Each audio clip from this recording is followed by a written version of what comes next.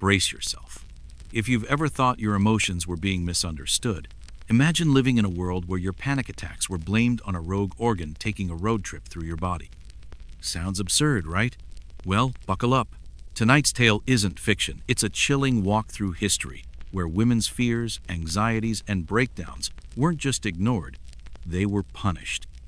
And not just with silence, but with garlic smoke, forced pregnancies, and marble benches soaked in tears.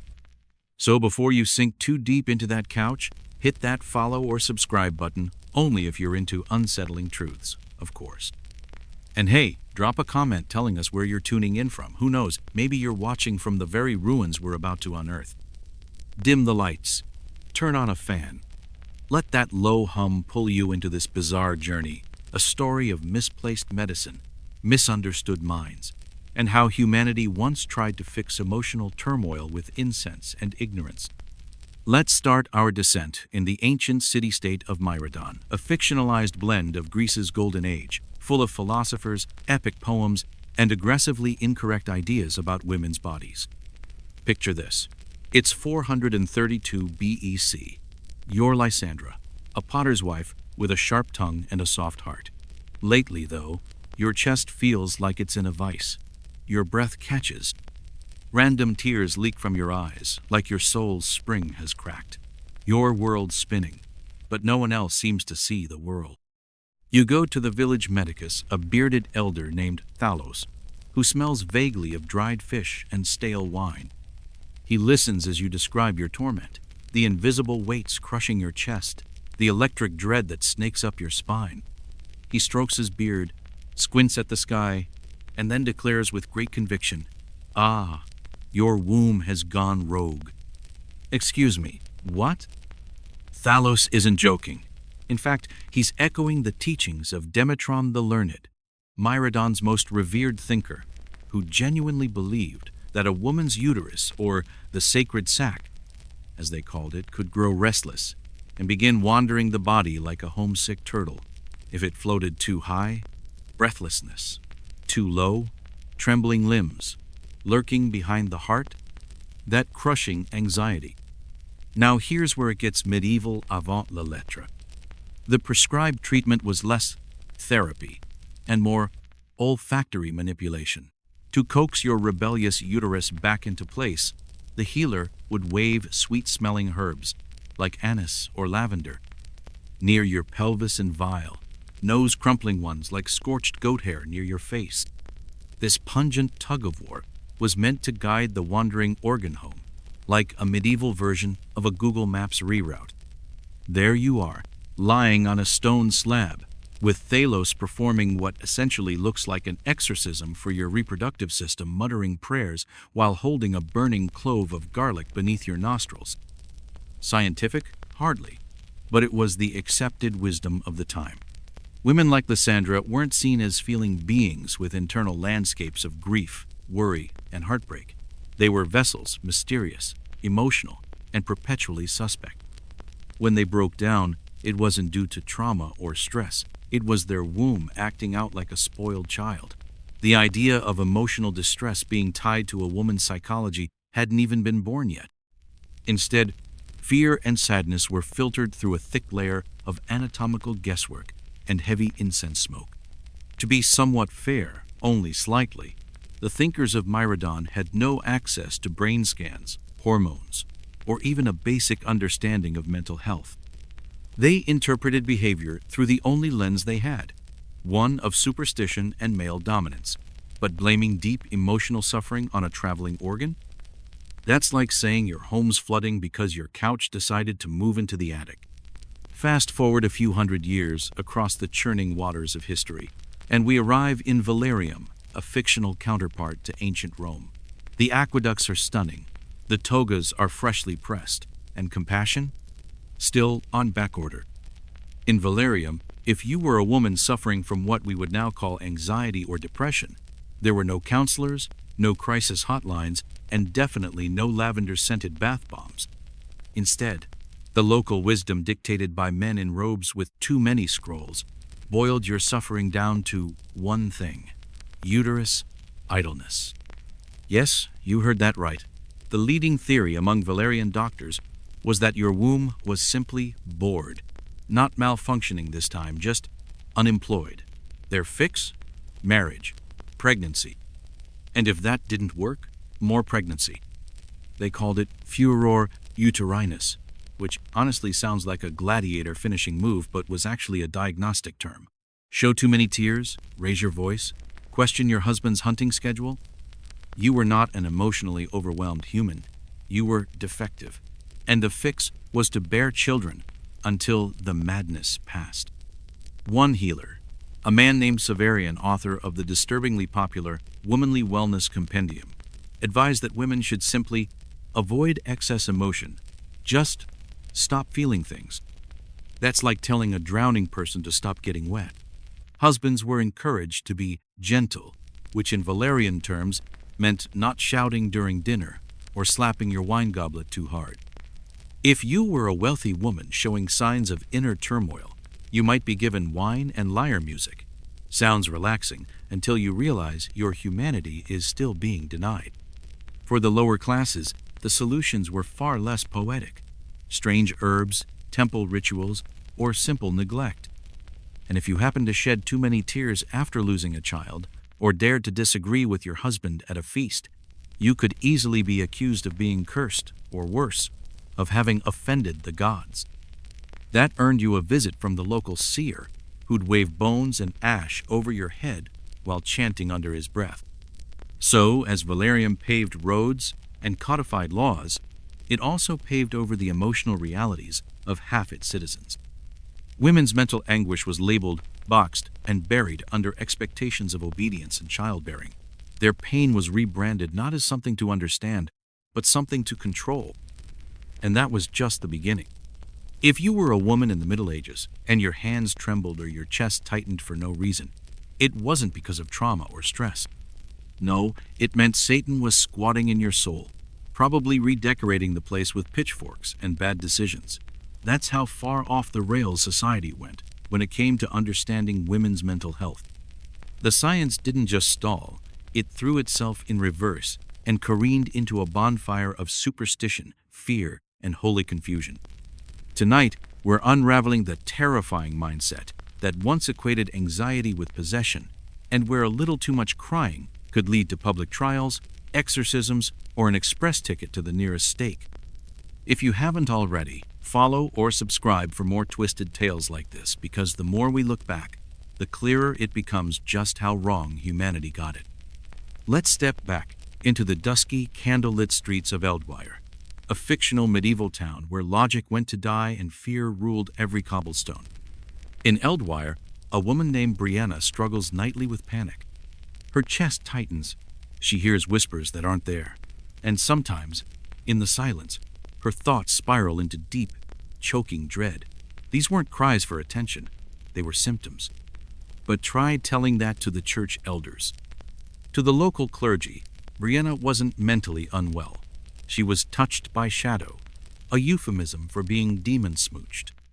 Her trembling wasn't panic, it was evidence of Satan's playthings. Medicine, already flawed, had been consumed by fire and brimstone theology. The ancient beliefs about a wandering womb hadn't died out. They had been baptized in fear, smothered in incense, and turned into weapons of spiritual warfare. Women like Brianna weren't offered therapy. They were offered crosses and buckets of holy water. If they spoke of hearing voices, if they wept in the wrong tone, or if they simply looked a little too tired during Sunday Mass, they were accused of cavorting with devils. The punishment? A full-on exorcism, public shame, or, if things escalated, an invitation to the town square for what can only be described as an open-air cremation. Herbal knowledge? Suspicious. Crying? A gateway drug to hell. Knowing the stars? Witch. The line between suffering and sin was so blurred it may as well have been a chalk outline. Women were punished not for what they did, but for how they appeared while breaking. It wasn't just witches they were burning, it was mothers, daughters, and wives who were just trying to breathe through the unbearable weight of untreated emotion. Many were locked away in convents, where their care consisted of endless prayers, enforced silence, and fasting because apparently Nothing soothes the soul like starvation and spiritual guilt. Imagine having a panic attack, collapsing on the church floor, only to wake up with a nun pressing a crucifix to your forehead to see if you flinch. If you did, congratulations. You've just forfeited your goats, your land, and possibly your life. Because trembling hands weren't a medical red flag, they were a spiritual siren. There were, to be fair, small sanctuaries of attempted care, monasteries where nuns genuinely tried to help the afflicted. But without any understanding of psychology, those efforts mostly boiled down to long hours of kneeling on stone floors, surrounded by whispers and incense, hoping that divine mercy would silence the storms inside. These women weren't cursed. They weren't evil. They were human beings, choking on a silence the world forced on them. And in a society built on fear, a woman who trembled became a danger, and dangers were extinguished, not understood. Fast forward to a brighter era, the Renaissance, the age of rebirth, of Da Vinci's flying machines and Michelangelo's marble marvels. Civilization had rediscovered science, philosophy, and art. But somehow, they left compassion for women's mental health sealed in a dungeon under a pile of dusty scrolls. Enter Katharina, a noblewoman in the fictional city of Bellafleur, surrounded by music and literature. She has everything a Renaissance life should offer except peace. Her nights are filled with dread. She wakes gasping. Her mind loops through fears like a broken lute string. But her physicians? Still quoting ideas older than the Colosseum. Despite all this enlightenment, the leading theory among physicians was that Katharina's uterus, yes, still was responsible for her sorrow. The belief hadn't evolved. It had just been rebranded in fancier Latin. If she was anxious, clearly she needed a husband. If she was panicking, a pregnancy would stabilize her emotions. And if she was truly suffering, well, then it was time for the leeches. Yes, leeches. Or maybe a bit of bloodletting, cupping, or applying hot herbs to her abdomen to chase out imbalanced humors. Doctors truly believed the body was like a wine barrel, too full, and it needed draining. The goal was balance, but mostly through subtraction. And if that didn't work, a trip to the countryside for rest, which translated to being watched, sedated, and silenced until you either recovered or stopped making noise. Women were advised not to read too much, lest their brains become overstimulated, because nothing was more terrifying to Renaissance medicine than a woman with both emotions and opinions. Even in opulent homes, where gilded mirrors reflected elegance and wealth, women with mental distress were hidden behind chamber doors. Their pain, wrapped in silk, was rebranded as female nerves. Their tears were whispered about. Their screams were ignored. All in a society that praised the human mind, but only if it came with a beard and no ovaries. So while Europe painted its ceilings with divine light and carved marble into beauty, women like Katharina walked its halls in silence, wondering if maybe the problem wasn't the pressure, or the grief, or the impossible expectations. Maybe it was them. That's the lie they were fed. And that lie stuck. By the time we reach the 17th and 18th centuries, the world is lighting up with knowledge. Telescopes gaze at planets, books spread revolutionary ideas, and gravity is being explained by a man in a wig. Reason was the new religion. Enlightenment had arrived. Unless you were a woman. For someone like Aelith, a merchant's daughter in the thriving port of Eastmere, this so-called Age of Reason offered very little reason for her suffering. She couldn't sleep. Her chest constantly ached with dread. Her appetite vanished. The doctors, now educated in the science of nerves, labeled her a nervous lady. It sounded almost elegant, like a perfume, but behind the pretty phrase was the same old venom. You're anxious because you're a woman. The powdered wig physician smiled politely, wrote long treatises, and still told women like Aelith that the answer was marriage, obedience, and silence. Enlightenment for men meant liberty, autonomy, and expression. For women, it meant fancier labels for the same old suppression. And while thinkers discussed human rights and natural laws, women's suffering was still seen as inconvenient noise in a world that demanded quiet, compliant beauty. If you were a woman in the Enlightenment era and felt overwhelmed by anxiety, grief, or panic, congratulations, you weren't just emotional. You were officially too much, too delicate, too imaginative, too nervy, too everything. You were a walking hazard of hysteria wrapped in lace, and doctors were only too eager to tell you so, with charts, opium, and a deeply patronizing tone. The myth of the wandering womb had finally retired, perhaps sipping wine somewhere in ancient medical history. But in its place, a new refined diagnosis. You were now a bundle of nerves. Not metaphorically, literally. Your entire being was deemed biologically fragile and spiritually vulnerable, a creature so finely wounded that your imagination could break you. Don't forget to follow or subscribe for more twisted tales like this, because if you think it stops here, you haven't seen the half of what medicine once did to women who dared to cry. In the bustling Enlightenment city of Arclight, where powdered wigs bobbed in candlelit salons and philosophers debated the soul over red wine, lived a woman named Eleanora Vane. She had all the signs of what we now call generalized anxiety: tight chest, racing heart, sudden spirals of dread. In modern times, she'd get therapy, a care plan, maybe medication. But in Arclight, she got warm milk and laudanum and stern instructions not to read too much. Laudanum, by the way, was the Enlightenment's miracle cure, equal parts alcohol and opium, mixed into a syrup that could silence your nerves, your emotions, and occasionally your heartbeat. You didn't feel your pain anymore or anything else, really. The treatment worked because it made you too sedated to protest. Eleanora's days were filled with gentle walks and hot baths, attended by maids who whispered through doorways and politely discouraged her from discussing anything unpleasant like her feelings. Emotions, after all, were considered disruptive. Talking about them was unladylike. A woman who cried was unstable. One who raised her voice? Dangerous. And one who dreamed of more than polite tea and embroidery? A threat. For poor women, things were worse. There were no velvet-lined nervous retreats or powder-scented guest rooms. No laudanum cocktails to take the edge off. Just work, endurance, and, if they cracked under the weight of it all, silence. Public emotion was a luxury they couldn't afford. A single outburst could lead to being labeled insane, a label with no expiry date. In Arclight, if your husband thought you were unmanageable, he could sign a single document and have you committed. No questions, no hearings. Just your belongings packed by someone else, and your name erased from dinner invitations. Eleanora's cousin, Lizette, a fiery, brilliant woman with opinions and a temper, found herself in a locked room for months after daring to argue too loudly about politics at a family gathering. Her diagnosis? Excessive stimulation of the nerves. Her crime? Being angry.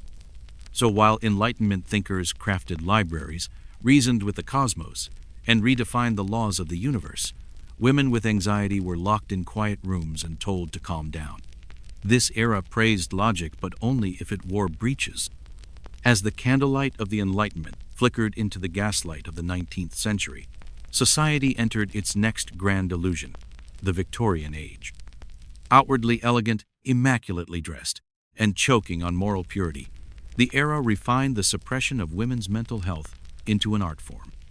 Anxiety hadn't vanished. It had simply gotten new branding and a new prescription. Enter the infamous rest cure, designed by the not-so-gentle Dr. Sylvanus Wexley, a fictional version of real-life Dr. Silas Weir Mitchell. Sylvanus believed that emotional distress was caused by overuse of the female brain and body. His answer? Lie still. For months. If you were a Victorian woman suffering from exhaustion, despair, panic, or dread, the treatment was simple: total isolation. No books, no writing, no visitors, no speaking of your fears. No movement. Your job was to melt into stillness, like a ghost trapped in lace-trimmed wallpaper. Take the case of Marion Halliwell, a writer and painter. After a particularly brutal year of loss and financial stress, she suffered a breakdown, what we now understand as a trauma response. Her reward? The rest cure. Marion was confined to a richly decorated chamber with heavy velvet curtains and one sole companion, boiled milk. Her mind, once alive with ideas, began to fracture. Not because she was broken, but because she was being smothered. This treatment wasn't fringe science. It was respected, celebrated, even prescribed to women like the real-life Charlotte Perkins Gilman, who later immortalized her suffering in the story The Yellow Wallpaper. In it, the main character slowly descends into madness, not from her illness, but from the suffocating cure itself.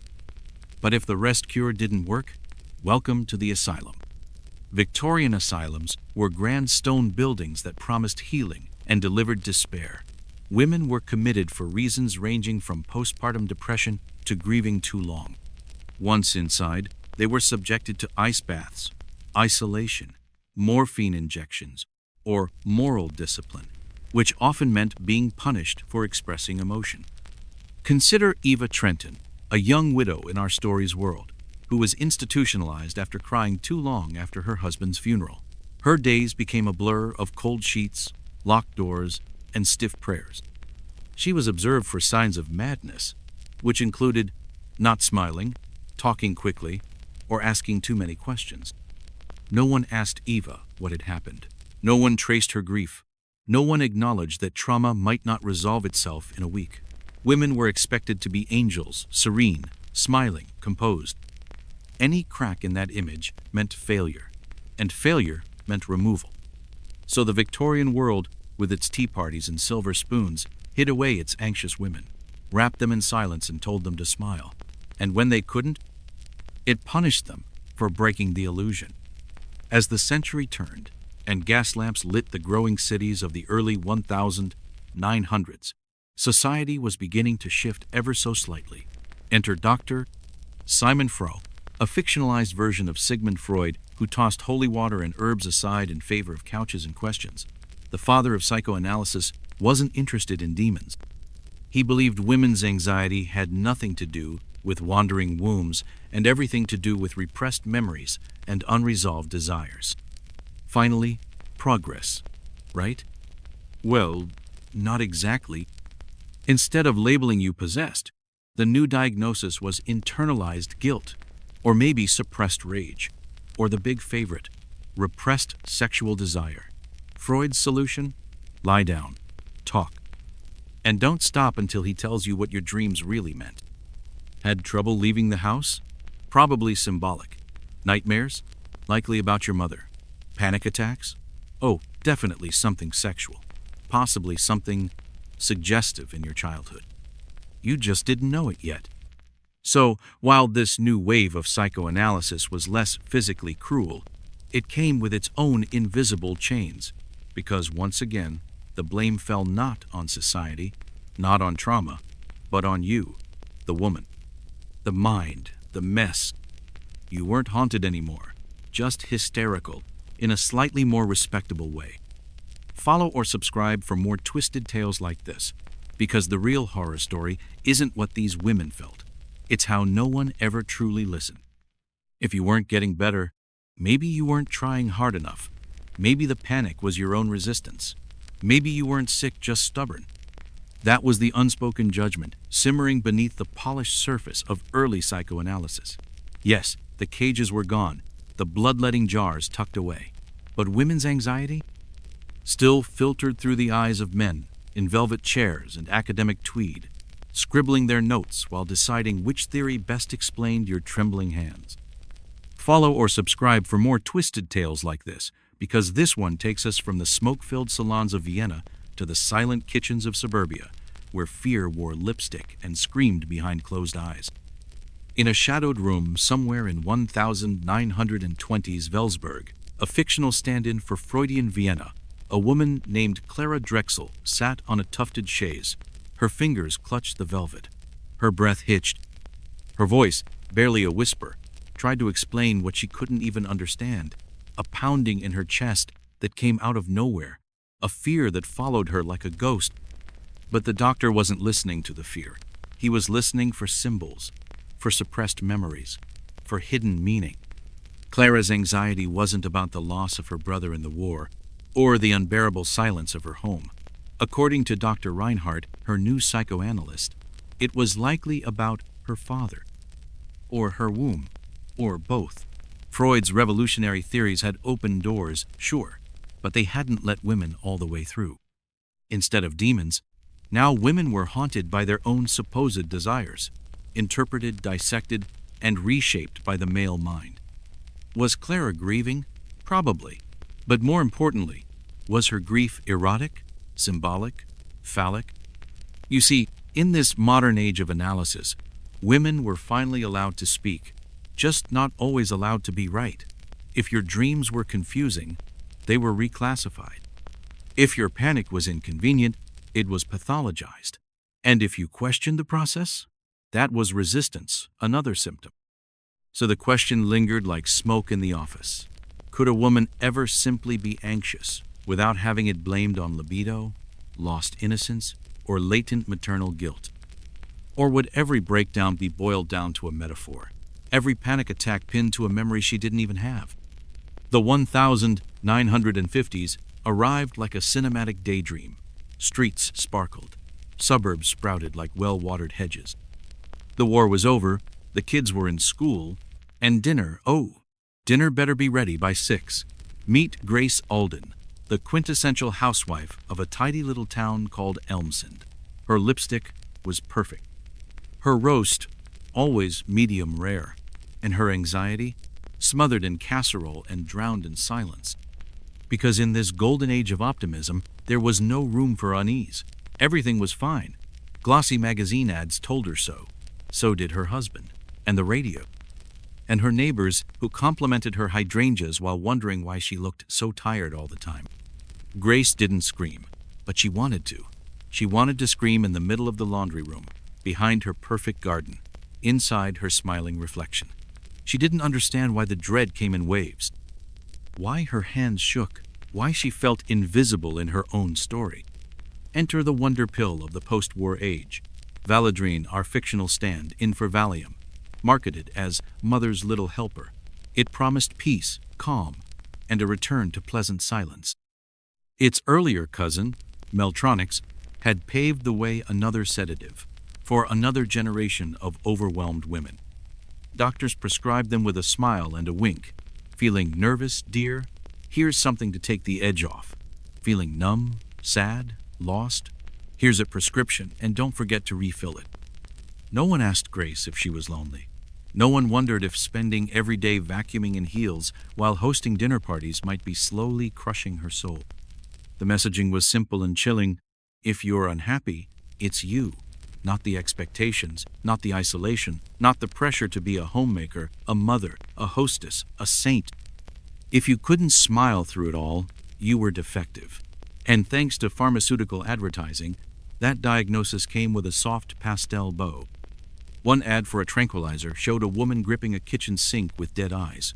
The caption, "You can't set her free, but you can make her feel less trapped."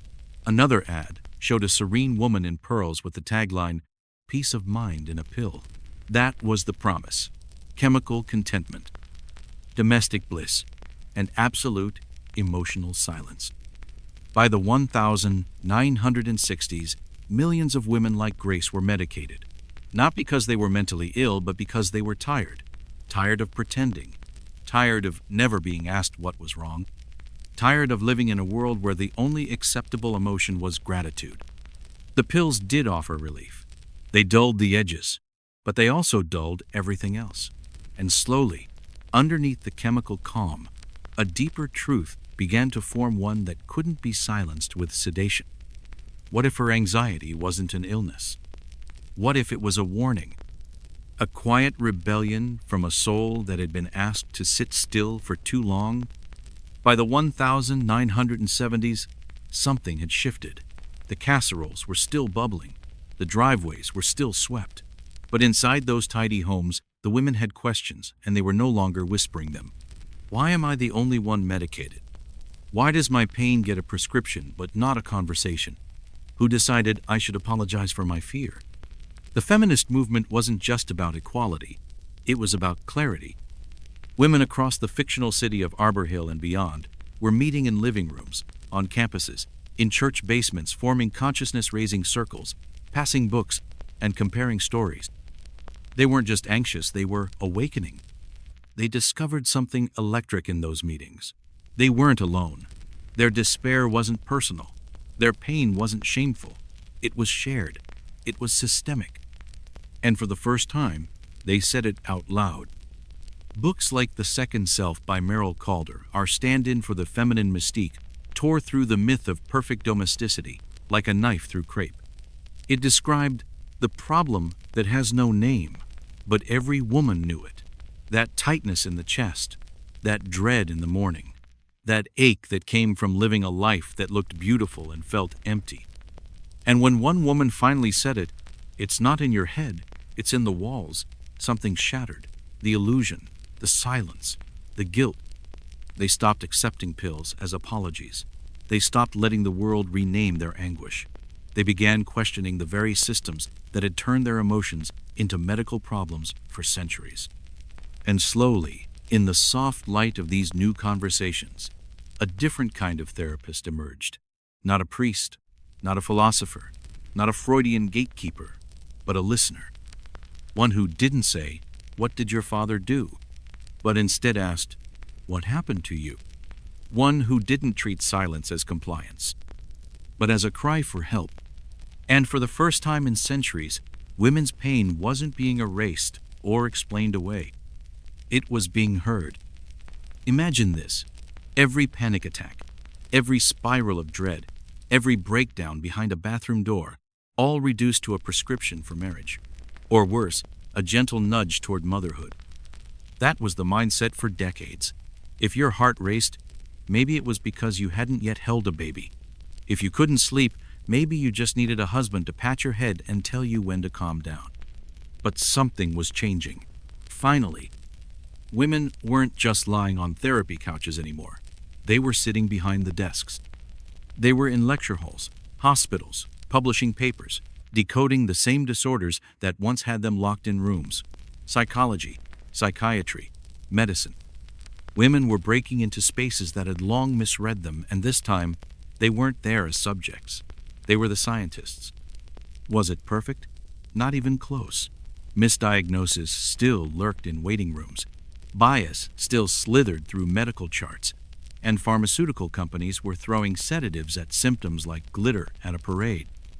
But something had shifted, and it was seismic. Women were talking. And for the first time in history, they weren't being silenced mid-sentence. They were connecting dots not between dreams and daddy issues, but between societal expectations and the slow suffocation of emotional labor. They stopped asking, "What's wrong with me?" and started asking, "What happened to me?" That question alone changed everything. In our story's next chapter, we meet Dr. Hester Vale, a trailblazing psychologist working in Boston's fictional North Point Medical Institute in the late 1980s. Once dismissed as too emotional in her residency, Hester now lectures about trauma and anxiety to packed rooms of students, mostly women, many of them nodding, recognizing their own mothers' faces in the symptoms being described. She doesn't talk about hysteria. She talks about survival. She explains that sometimes anxiety isn't a disorder, it's evidence of stress carried too long, of fear that was never safe to express, of environments so emotionally taxing, your nervous system simply doesn't know how to relax. In those classrooms and therapy offices, something radical is happening. Women are listening to women, and the story is being rewritten not as weakness, but as resistance, not as madness, but as truth. Still, outside those walls, the world moves slower. If you were a woman in 1993 and had a panic attack in a grocery store, you might go to the ER thinking you were dying. A doctor would nod politely, scribble a note, and hand you a pamphlet titled Understanding Anxiety, along with a prescription for Xanax, our fictionalized Xanax. He might say something like, "You're probably just overwhelmed. Maybe take some time for yourself. Go for a jog." Jog? You're working full-time, raising kids, managing bills, managing your mother's health, managing the invisible weight of 100 expectations. And now you're managing a panic disorder too, with a side of jogging advice from a guy named Craig who hasn't seen a mop in decades. Therapy by then was finally an option, but not always an easy one. Appointments were expensive, insurance coverage spotty, and finding a therapist who wouldn't chalk your every emotion up to female sensitivity was still its own psychological challenge. If you cried in a session, you were fragile. If you didn't, you were in denial.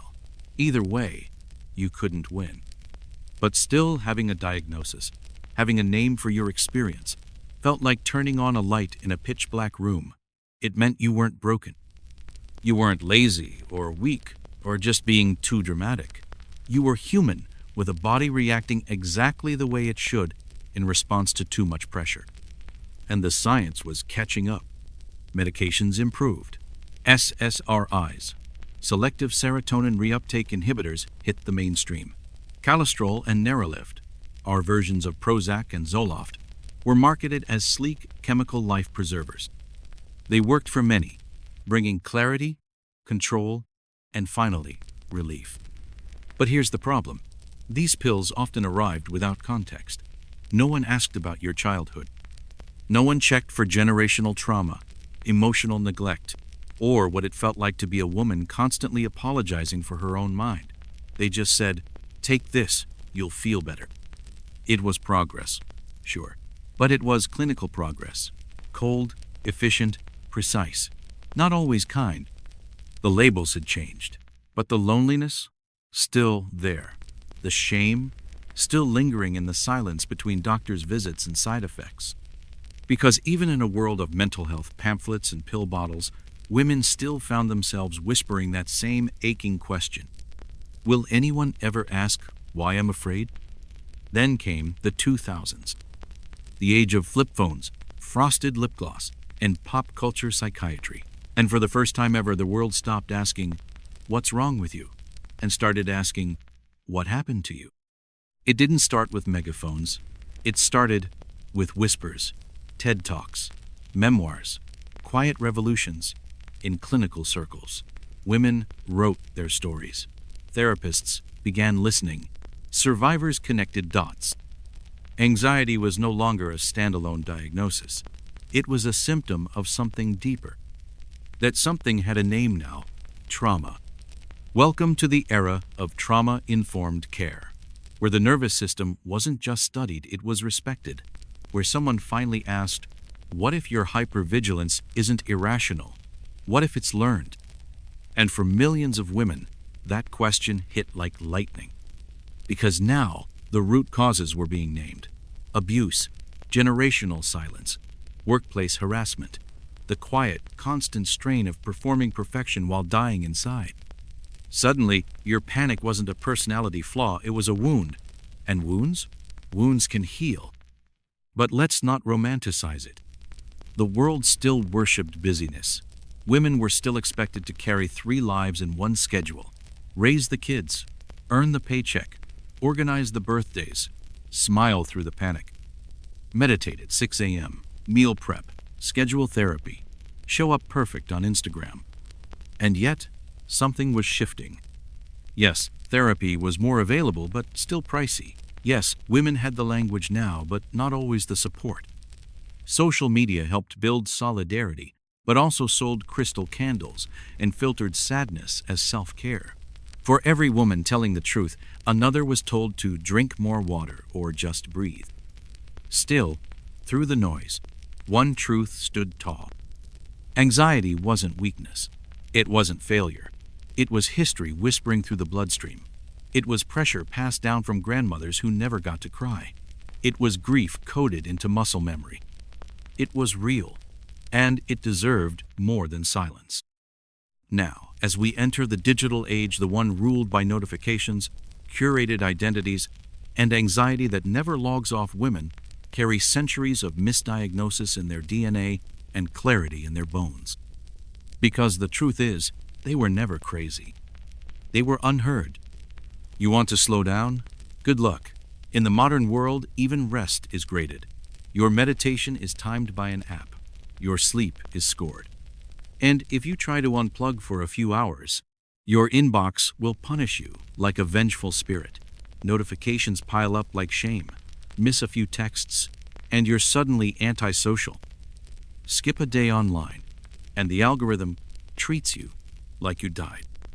This isn't just pressure, it's a pressure cooker, and anxiety is the steam valve hissing louder by the minute. Don't forget to follow or subscribe for more twisted tales like this, because today's tale isn't ancient anymore. It's about you. It's now.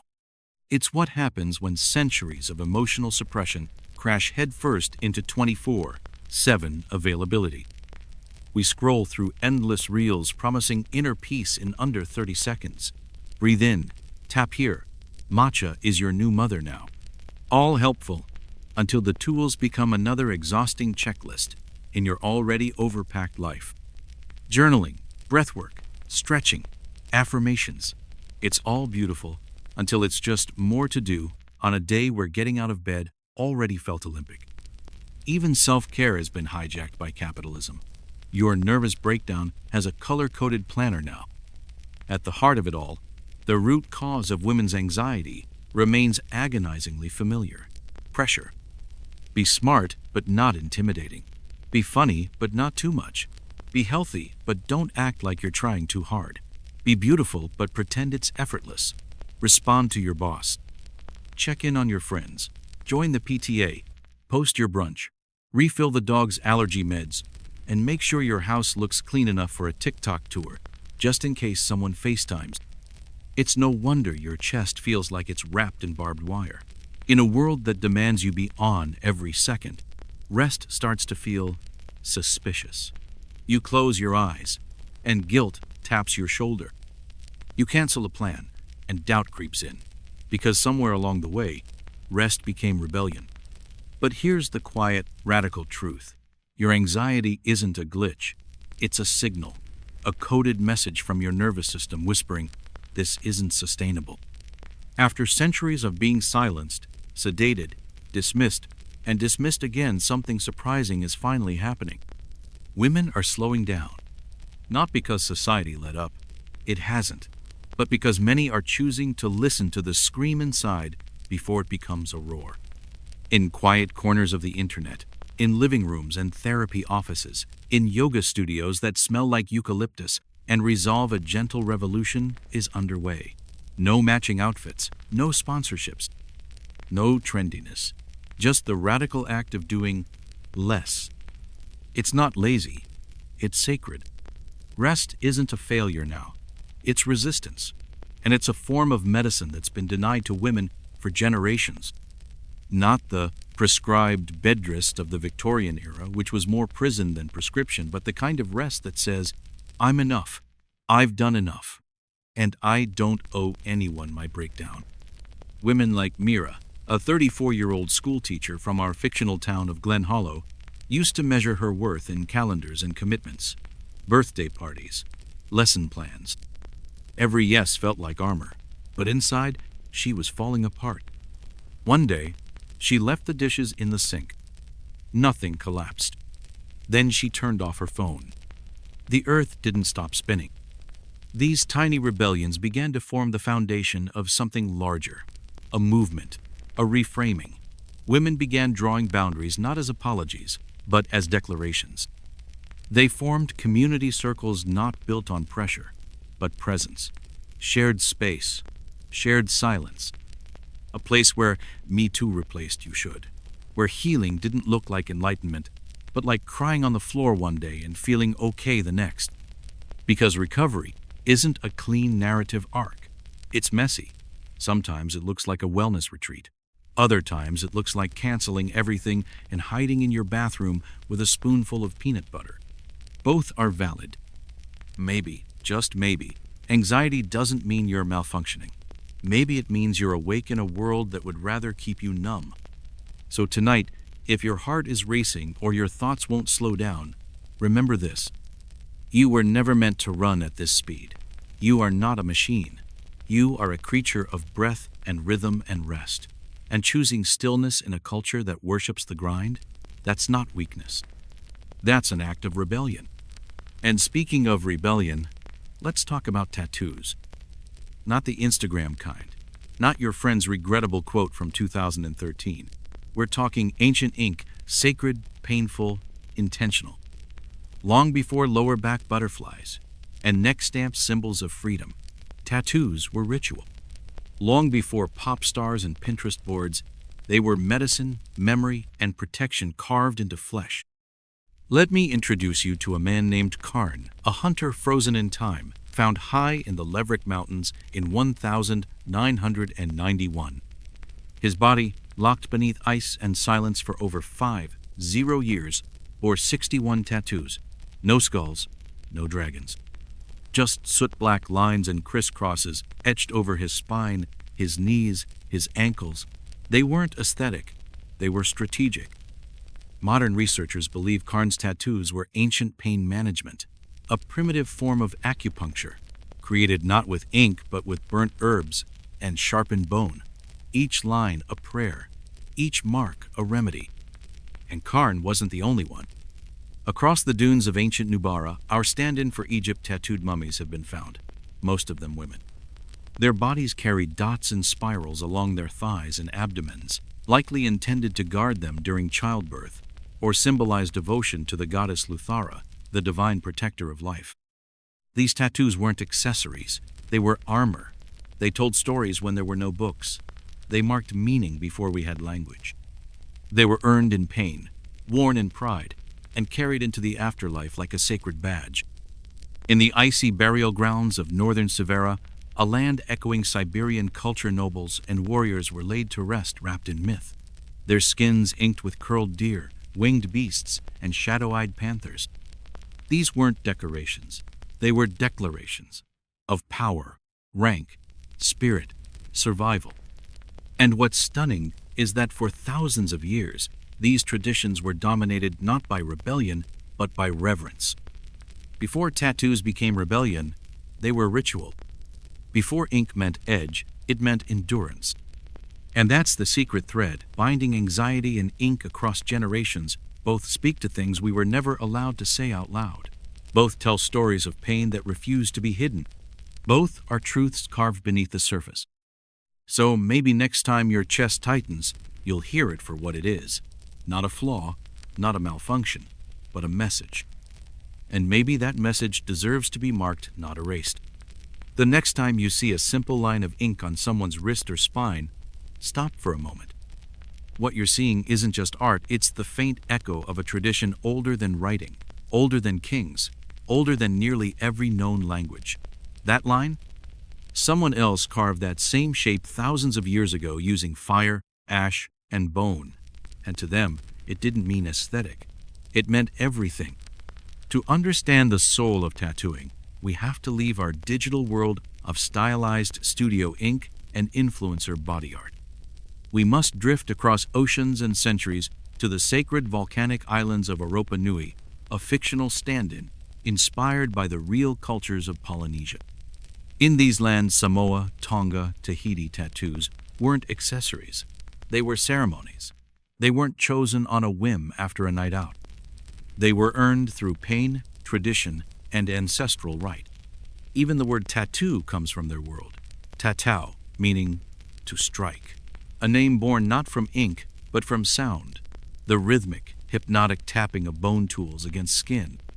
Soot being pushed into flesh, line by line, heartbeat by heartbeat. This wasn't a machine. It was music. A percussion ritual carved into bodies by hands guided by generations of memory. Tatau wasn't just an art form. It was a rite of passage. A young man in Europa Nui, like 17-year-old Kallio, would lie on a woven mat in front of his entire village. Around him, his family, his ancestors' bones buried in nearby earth, and his future waiting silently in the hands of the Tufunga, the master tattooist. For days, sometimes weeks, Kallio's body would be worked on from the waist to the knees, each tap pushing geometry into his skin, each line a promise of adulthood, of loyalty, of strength. The pain wasn't a side effect, it was the point. To endure it was to prove readiness. To walk away mid-process wasn't just personal failure, it was a mark of shame that would stain an entire bloodline. This was more than ritual. It was rebirth. In neighboring Tahiri, inspired by Tahiti, tattoos spoke an entirely different language, one of genealogy, protection, fertility, and spiritual intimacy. A woman's fingers might be delicately inked to signal readiness for marriage. A man's chest might display complex patterns marking his bloodline and his bond with the gods. There were no accidental tattoos here, no drunken mistakes in back alleys. Every symbol was sacred, every curve divine.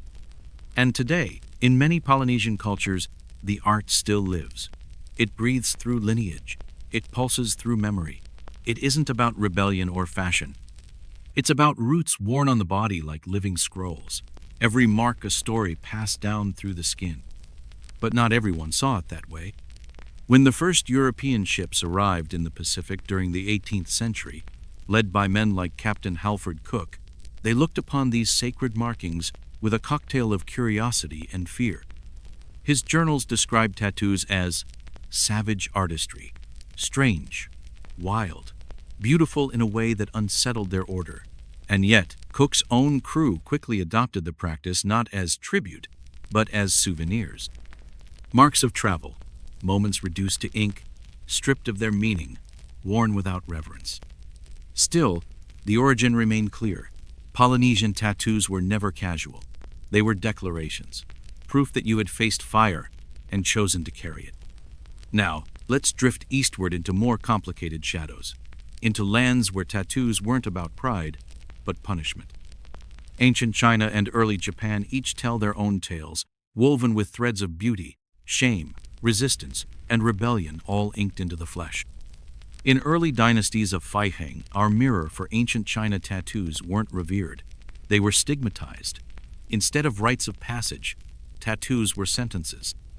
If you were convicted of theft, the punishment wasn't just years of labor, it was permanent branding. A black character for criminal etched across your forehead. A symbol for traitor inked into your neck.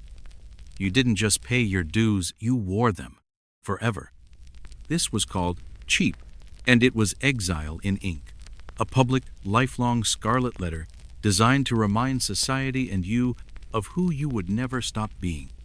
But even here, in a culture that tried to weaponize ink, resistance bloomed.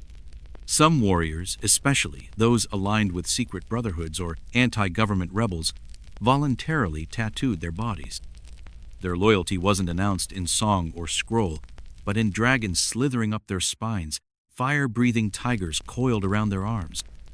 One legendary hero from the epic Blades of the River's Edge was said to have every inch of his skin covered in sacred beasts, each creature a vow, each scale a line of scripture. In neighboring Nihon, the land we call Japan, the relationship with tattoos was just as complex. Early inkings, called irizumi, were mystical, crafted to protect fishermen from spirits, to symbolize a person's role or social status. But as centuries shifted, so did ink's purpose. By the 1600s, during the Edo period, tattoos were also used as punishment. A thief might receive a permanent mark on the forearm, a fraudster, a brand behind the ear. In some regions, each crime added another stroke to a growing, shameful tally. It was identity turned into condemnation.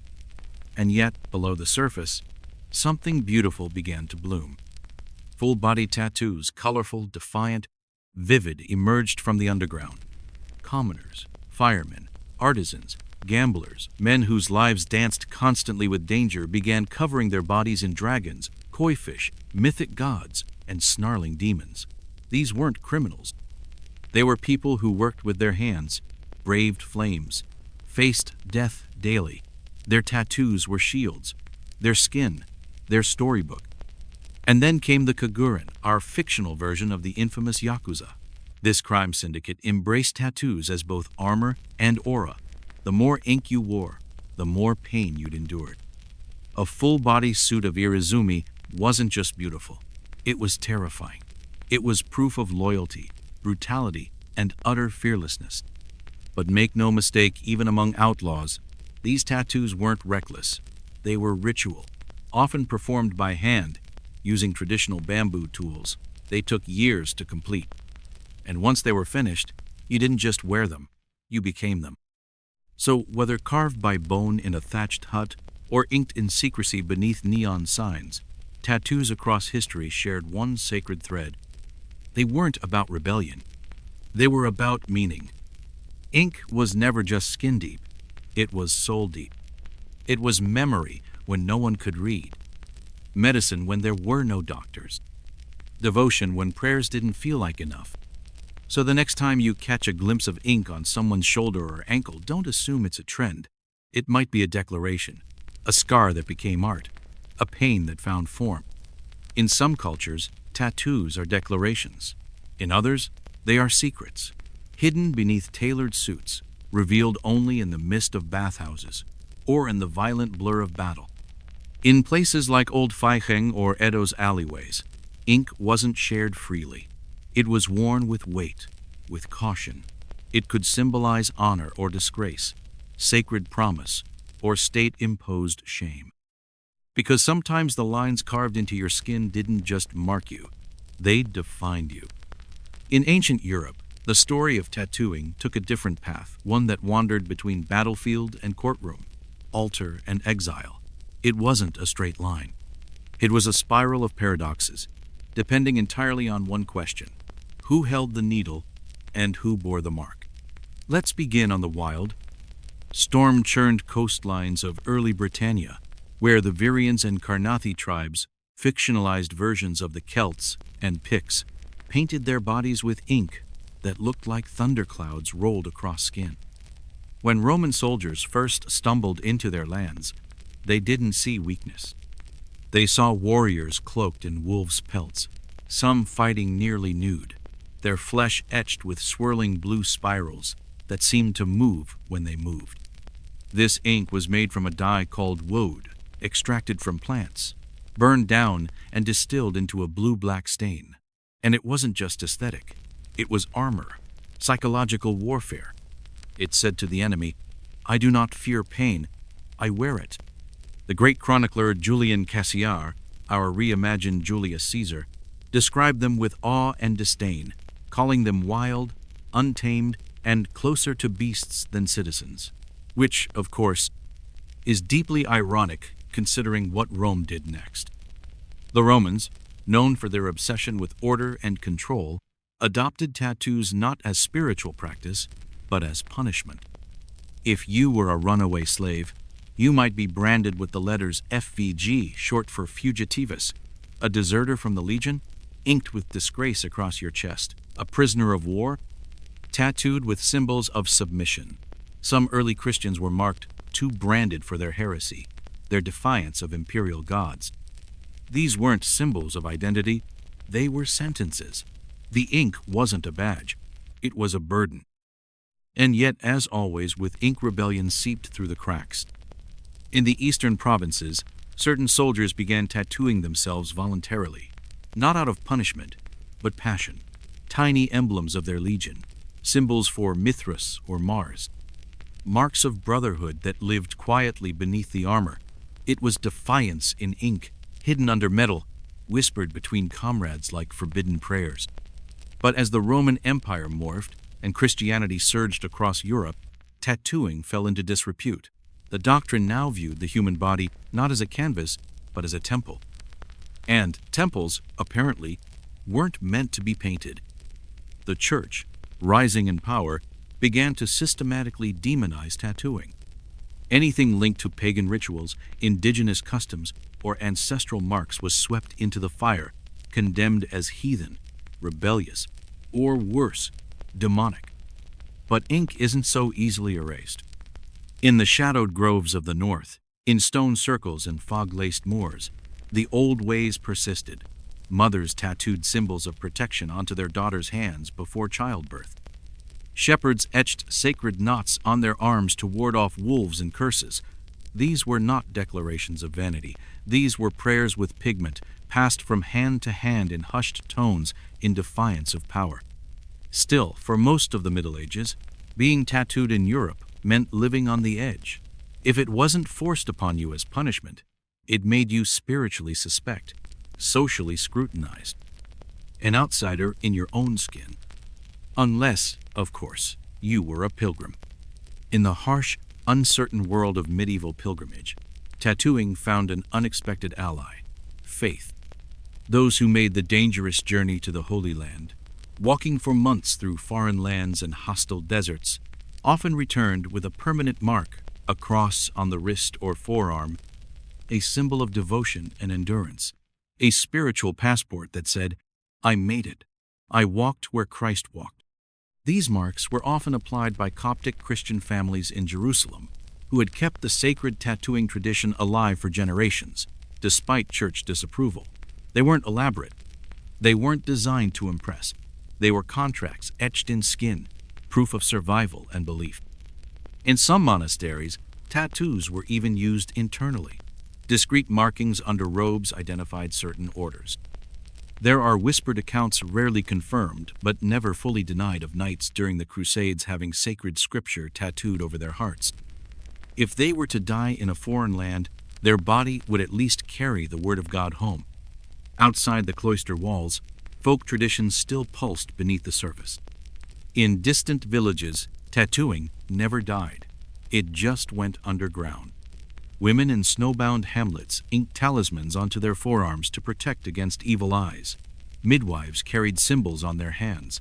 Hunters carved sacred patterns to guide their aim and protect their luck. These tattoos weren't trendy. They were functional magic, carried into battle, into birth, into grief. Every mark had meaning. Every pain had purpose. But the truth remained. Unless you were blessed by the church or sanctioned by the sword, tattoos marked you as other. Criminals, exiles, slaves. Their ink wasn't a choice. It was a curse made permanent. And so, the Middle Ages gave us a contradiction wrapped in silence. Ink was forbidden and revered, worshipped and punished. It whispered through the generations when it wasn't allowed to shout. Quiet defiance etched into bodies that refused to disappear. But the tides would turn again. By the 16th and 17th centuries, sails unfurled, and European ships began slicing through oceans, not on missions of faith this time, but of commerce, conquest, and curiosity. Tattooing returned to the Western imagination not through medicine or scripture, but through saltwater and superstition. Explorers like Captain Jareth Crook, a reimagining of James Cook, mapped far-off islands and stumbled into entire cultures built around sacred ink. In Polynia, our stylized stand-in for Polynesia sailors encountered people whose bodies were covered in ritual. Tattoos weren't signs of shame. They were declarations of ancestry, divinity, and power. Cook's journals spoke of fascination and fear. His crew? They were captivated. So much so that many returned from voyages marked not in reverence, but in replication. To them, it was exotic, dangerous, rebellious, all the things a sailor's life both craved and feared. From there, tattoos spread through European ports like spilled rum, wild, unregulated, and impossible to ignore. Sailors developed their own tattoo culture: anchors for hope, swallows for return, dagger through heart for lost loves. Every symbol a badge, every design a survival story. So while kingdoms tried to suppress ink, the sea carried it forward across continents and centuries. Because ink, at its core, isn't about fashion. It's about memory. It's about the human need to leave a mark, especially in a world that keeps trying to erase you. An anchor on the forearm didn't just say "sailor." It whispered, "I crossed the Atlantic and lived to tell the tide." A turtle, etched near the heel, that marked you as a shellback, someone who'd crossed the equator, a rite of passage that the sea respected even if the world didn't. And pigs and roosters? Those animals, often tattooed on the tops of sailors' feet, weren't barnyard jokes. They were talismans, because in shipwrecks, the livestock packed in wooden crates often floated and survived.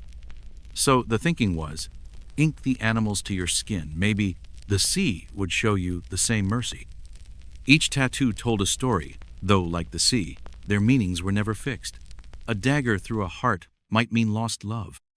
Or maybe just a lost night, drowning in rum, and heartbreak in a back-alley tavern in the Caribbean. Hold fast across the knuckles wasn't philosophical, it was practical. a prayer for grip on wet rigging when the wind tried to throw you into the black. This was how tattoos became the language of survival at sea. Across flags, dialects, superstitions, and sins ink spoke clearly. It stitched together sailors who might otherwise never share a word. In the howling emptiness of the ocean, it was the only story you could keep on your skin. As docks buzzed and ships docked in cities like Aldgate, Lisbon, and New Cairo, our fictional mirrors of London, Lisbon, and New York, tattoo parlors began to bloom. Not salons, not galleries, rooms thick with pipe smoke and tales of typhoons. Run by former sailors, these makeshift studios used homemade needles, soot-black ink, and whatever steel nerves they had left. The artists weren't trained. They were transformed, forged by storm and scar tissue. They'd seen mutiny, disease, and drowning. So a few hours of pain for a permanent memory? That was nothing. That was peace.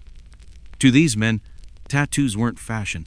They were maps, records of ports, lost brothers, mistakes you never wanted to forget.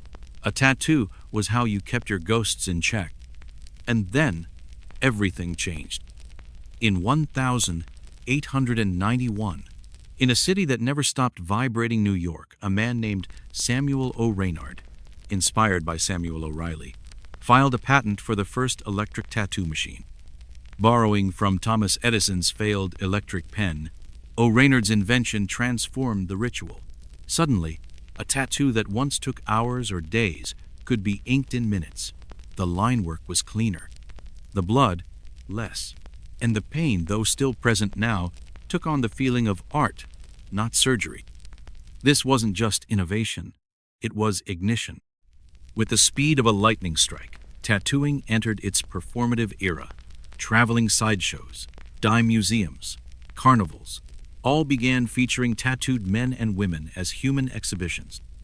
There was Captain Constantine, the inked monarch, whose body shimmered with Eastern patterns from wrist to throat. And Nora Hildebrandt, one of the first tattooed ladies in America, her skin a tapestry of myth, wound with the fabricated tale that she had been forcibly inked by a savage tribe. Their stories were dramatic, often staged, sometimes lies, but their skin, that was real. These performers didn't just bend expectations, they shattered Victorian morality. Imagine a proper woman on stage rolling up her sleeve to reveal a serpent coiled around her shoulder. In a society where female skin was meant to be hidden, to be claimed only through marriage, this was heresy with ink. Still, among high society, tattoos remained taboo. If you had one, you were assumed to be a convict, a circus act, a vagabond, or worse, someone who'd made their own choices. But behind velvet drapes and locked doors, the elite were getting tattooed too. It's whispered, and history agrees that both King Edric VII and his son, future monarch Georgios V, wore tattoos. One, a Jerusalem cross, the other, a dragon acquired in the temples of Kamakura. Even American aristocrats began experimenting with ink discreetly, of course, always in places that wouldn't show in polite society. Tattoo studios began appearing not just in dockside alleys, but on quieter city streets tucked between billiard halls and barber shops. A second revolution was underway. Women were entering the craft. Men no longer dominated the needle. The ink was spreading, not just across skin, but across class. By the early 20th century, the world marched into a frenzy of war, wire, and steel. And tattooing, as it always did, followed the trenches. But not just in the open. Inside the prisons, in the places society pretended not to see, a new language was being carved in silence. Inmates across continents began tattooing one another, not for vanity, but for survival. There were no sterile tools. There were guitar strings bent into needles, ink made from soot, shampoo, or burned paper pulp, melted plastic, toothpaste, blood. Tattooing in prison was illegal, dangerous, and sacred. A spiderweb on the elbow meant time served. A teardrop beneath the eye could mean a life lost or taken. 5 dots on the hand, 4 around 1. I'm surrounded. Gang allegiances. Lost children. Years counted not in numbers, but in symbols. In the Russian gulags, this art became complex, almost mathematical. A cathedral across the chest meant long-term incarceration. Each dome, a sentence served. Stars on the shoulders, a high-ranking inmate, someone you didn't touch, someone who'd bled to earn those lines. Fake one? You might not live to regret it. The tattoos weren't just art. They were armor, resumes, territory, a man's entire past and future coded in black and blue. In America, the system was similar but laced with gang affiliations, racial hierarchies, and silent treaties. And for many, their first tattoo wasn't a decision, it was initiation. A rite of passage, branding, belonging. And yet, like always, what was born in the shadows began to echo in the streets. Urban tattooists, especially in cities like Northbridge or Glasvale, started integrating these sharp, brutal designs into their studio work. Prison-style tattoos became styles, raw, stark, powerful. They appeared in film, music, fashion. What began in cells spread to sidewalks. Still, stigma remained. Tattoos on the face, neck, or hands carried weight. They could close doors, spark suspicion. Even today, people with ink are asked to explain themselves as if their skin demands a backstory. But to those who wore them, the story was already told. They weren't marks of shame, they were maps of pain, endurance, survival, a life no one would listen to, finally written in flesh. By the 21st century, ink had made its final metamorphosis. It was no longer outsider art, no longer forbidden. It wasn't just rebellion, it was identity, self-expression without apology. Tattoos had left the ship decks, the war fronts, the prison walls, and walked straight into classrooms, boardrooms, and ballot boxes. From baristas to bankers, from single moms to CEOs, from kindergarten teachers to veterans. Tattooing was no longer just a reaction to life, it was how many chose to author it. Studios bloomed in every city, no longer back alley secrets. Now they stood beside cafes, bookstores, and art galleries. The machines hummed not in rebellion but in remembrance. Because ink always finds a way to say what the world forgets. In the glow of flickering neon, tattoo shops once tucked into back alleys had transformed into sanctuaries of expression. These weren't dens of rebellion anymore, they were curated, intentional spaces. Clean, bright, and humming with the soft buzz of machines, they felt more like modern art galleries than relics of some outlaw tradition. The artists behind the needles, they were no longer just technicians. They were storytellers, and in many circles, celebrities. Some had waitlists longer than wedding venues. Fans flew across countries just to sit in a chair for an hour. Their portfolios weren't just skin, they were archives of memory. Tattoo styles erupted like galaxies in an expanding universe. Watercolor washes that looked like paint running through skin. Hyper-realism so sharp it could be mistaken for a photograph. Sacred geometry, fine-line minimalism, bold cultural revivals from portraits of grandmothers to cartoon frogs wearing cowboy hats. Some bodies became memoirs, others, museums. And through it all, technology elevated the craft. Machines grew quieter, sleeker, needles more precise, ink safer, healing faster, but beneath the polish, the heart of tattooing never changed. People still came for the same reasons they always had: memory, mourning, empowerment, rebirth. Some tattoos marked beginnings of birth, a fresh start, a first breath of independence. Others marked endings a loved one lost, a goodbye that needed to be remembered. Some covered old wounds, literal and emotional. Survivors of abuse etched their escape in bold black lines. Others inked their ancestors into their shoulders, their skin a continuation of lineage that couldn't be erased. Some tattoos whispered secrets people couldn't yet say aloud. And others? Well, others just really loved frogs with cowboy hats. Across the globe, indigenous tattoo traditions were roaring back to life, no longer hidden, no longer shamed. Maori moko, Inuit skin stitching, Filipino batok, sacred art forms once banned, erased, colonized, now reclaimed. Generations raised without their own symbols were picking up needles and rediscovering identity through ink. But, as always, the world argued. What about appropriation? What about commercialization? Could something sacred survive once it became trendy? Maybe that's the paradox. Tattoos have always existed in tension, between pain and pride, between permanence and reinvention, between who we are and who we dare to become. But that's also what makes them timeless.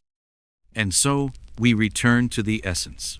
A needle, skin, and a story told without words. A truth carved not for approval, but for honesty. And in the ancient language of ink, that has always been more than enough. But now, let's shift. Because from stories written on skin, we climb upward towards stories written in the stars. This isn't just about tattoos anymore. It's about marking something far greater. A world, a sky, a future that burned its first blueprints in the ashes of war. The story of the space race didn't begin with dreams of cosmic exploration or romantic visions of moonlight. It began with the smoldering ruins of World War II. Two superpowers stood on the shattered stage of a broken world. The United States and the Soviet Union, once uneasy allies, now glared at each other across a world redrawn by blood, ideology, and tension. Communism versus capitalism, state versus individual, command versus liberty. And caught between them, the one thing they both wanted most: superiority. That hunger led them not to land, but to the sky. The Americans swept up Nazi Germany's top rocket scientists under Operation Paperclip, including the brilliant and morally murky Wernher von Braun, architect of the V-2 rocket, a missile that had once rained terror on London. The Soviets responded by snatching up their own cache of engineers and classified documents. This wasn't just a hunt for data, it was a scramble for minds. The Cold War had officially begun, not with bullets, but with equations. With the world divided by the Iron Curtain, both nations began stockpiling more than weapons. They built missiles, specifically intercontinental ballistic missiles, ICBMs, the kind that could launch from one continent and reduce another to ash in under 30 minutes. These rockets weren't just deterrents, they were chess pieces, symbols of who held the checkmate. But then, someone asked a new question. What if we aimed them upward? Space became the next frontier, not for peace, but for power. Not for discovery, but domination. Because in this Cold War, whoever reached the stars first wouldn't just win a technological race. They'd seize the moral high ground. They'd be the future. They'd own the story. For the Soviet Union, the goal was personal. After years of devastation, famine, and isolation, launching into space was a chance to prove resilience to the world and to themselves. Space wasn't just science, it was redemption. For the United States, the mission was about fear and pride. If the Soviets beat them to the stars, it meant they were vulnerable. That their superiority, so deeply baked into national myth, was suddenly in question. And so, they both looked skyward, not with awe, with urgency. Rockets were no longer weapons alone. They were ladders to legacy. The finish line? Not a city, not a flag, but the void itself. Then came October 4, 1957, a quiet night. No war, no warning, just a beep. From a launch site in the vast wind-torn plains of Kazakhstan, the Soviet Union released a glinting metal sphere into the sky. It was called Sputnik 1. Shiny, simple, just under 200 pounds.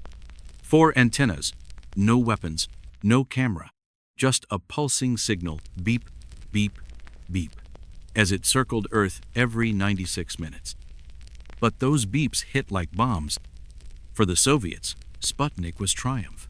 A mechanical moon crafted by human hands, the first ever to escape Earth's gravity. They hadn't just won a race, they'd rewritten possibility. For America, it was panic. If the USSR could launch a satellite, they could launch a warhead. Schools rolled out duck-and-cover drills. Newspapers screamed, "Red Moon rises." Parents stared at their radios and wondered, are they watching us? Sputnik wasn't just a ball of metal. It was a signal, loud and clear. We got there first. It wasn't war, that shook the world in October 1957. It was a sound, a thin, repetitive signal, a beep that pierced the silence of the night sky and echoed across continents not from a battlefield, but from orbit. A signal that told every citizen of Earth that something once unimaginable had occurred. The Soviet Union had reached space first.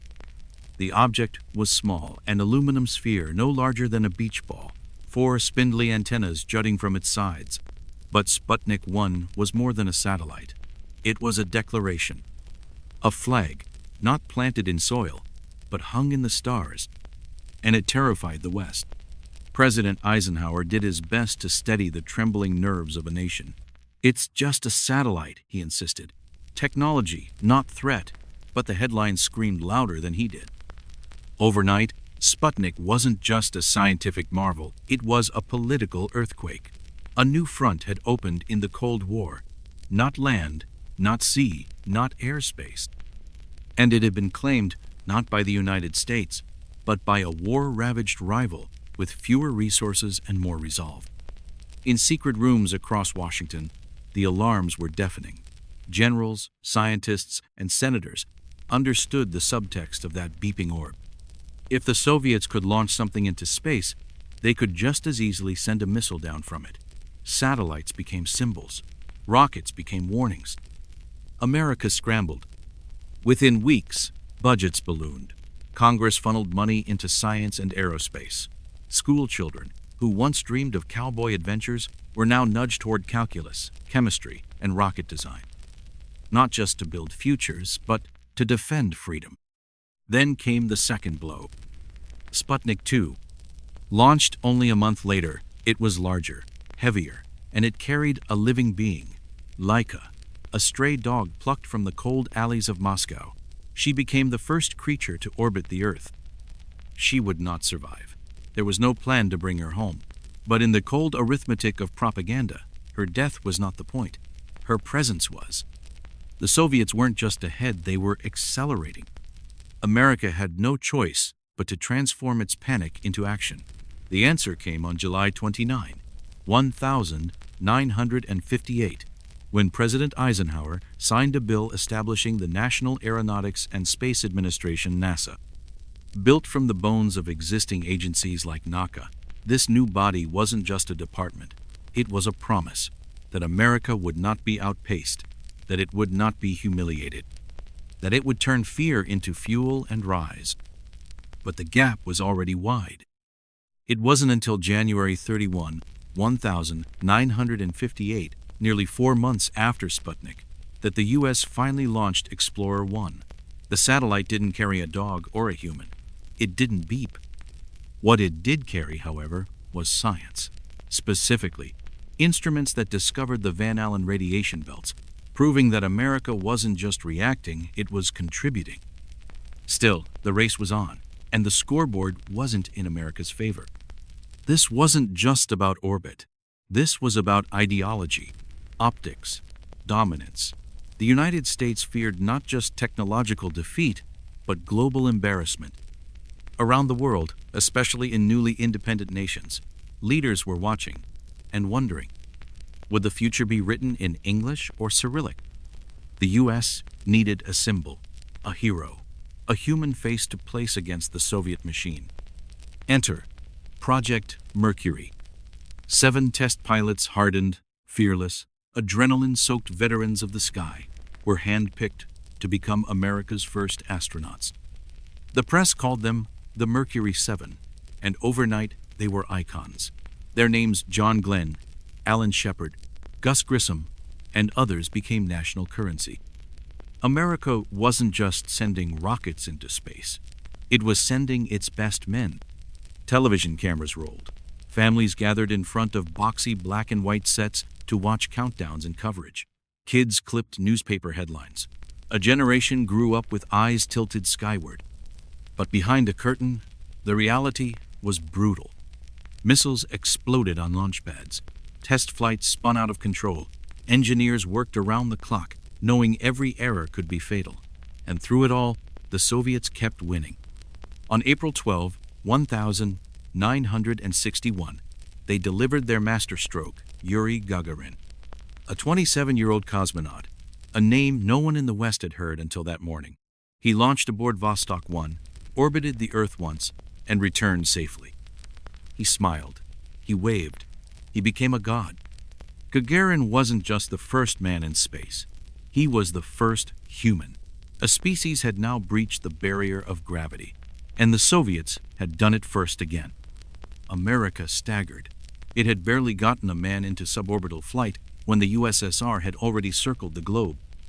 But humiliation can be a potent fuel. On May 25, 1961, President John F. Kennedy stood before Congress and the world and issued a challenge that would define a generation. I believe that this nation should commit itself to achieving the goal before this decade is out, of landing a man on the moon and returning him safely to the Earth. It was impossible, reckless, unthinkable, which is precisely why it had to be done. Because space was no longer just the final frontier, it was the ultimate battlefield of belief. And in this war of ideology, reaching the moon wasn't just about technology. It was about proving who the future belonged to. And so, with the Cold War boiling and rockets roaring, the United States and the Soviet Union hurtled forward, one chasing the other, both watched by a world now obsessed with the silence above. The space race had begun not with dreams but with dread. And now it was no longer about satellites. It was about who would stand on another world first. In the spring of 1961, beneath the pale dawn light of the Kazakh steppe, the world held its breath.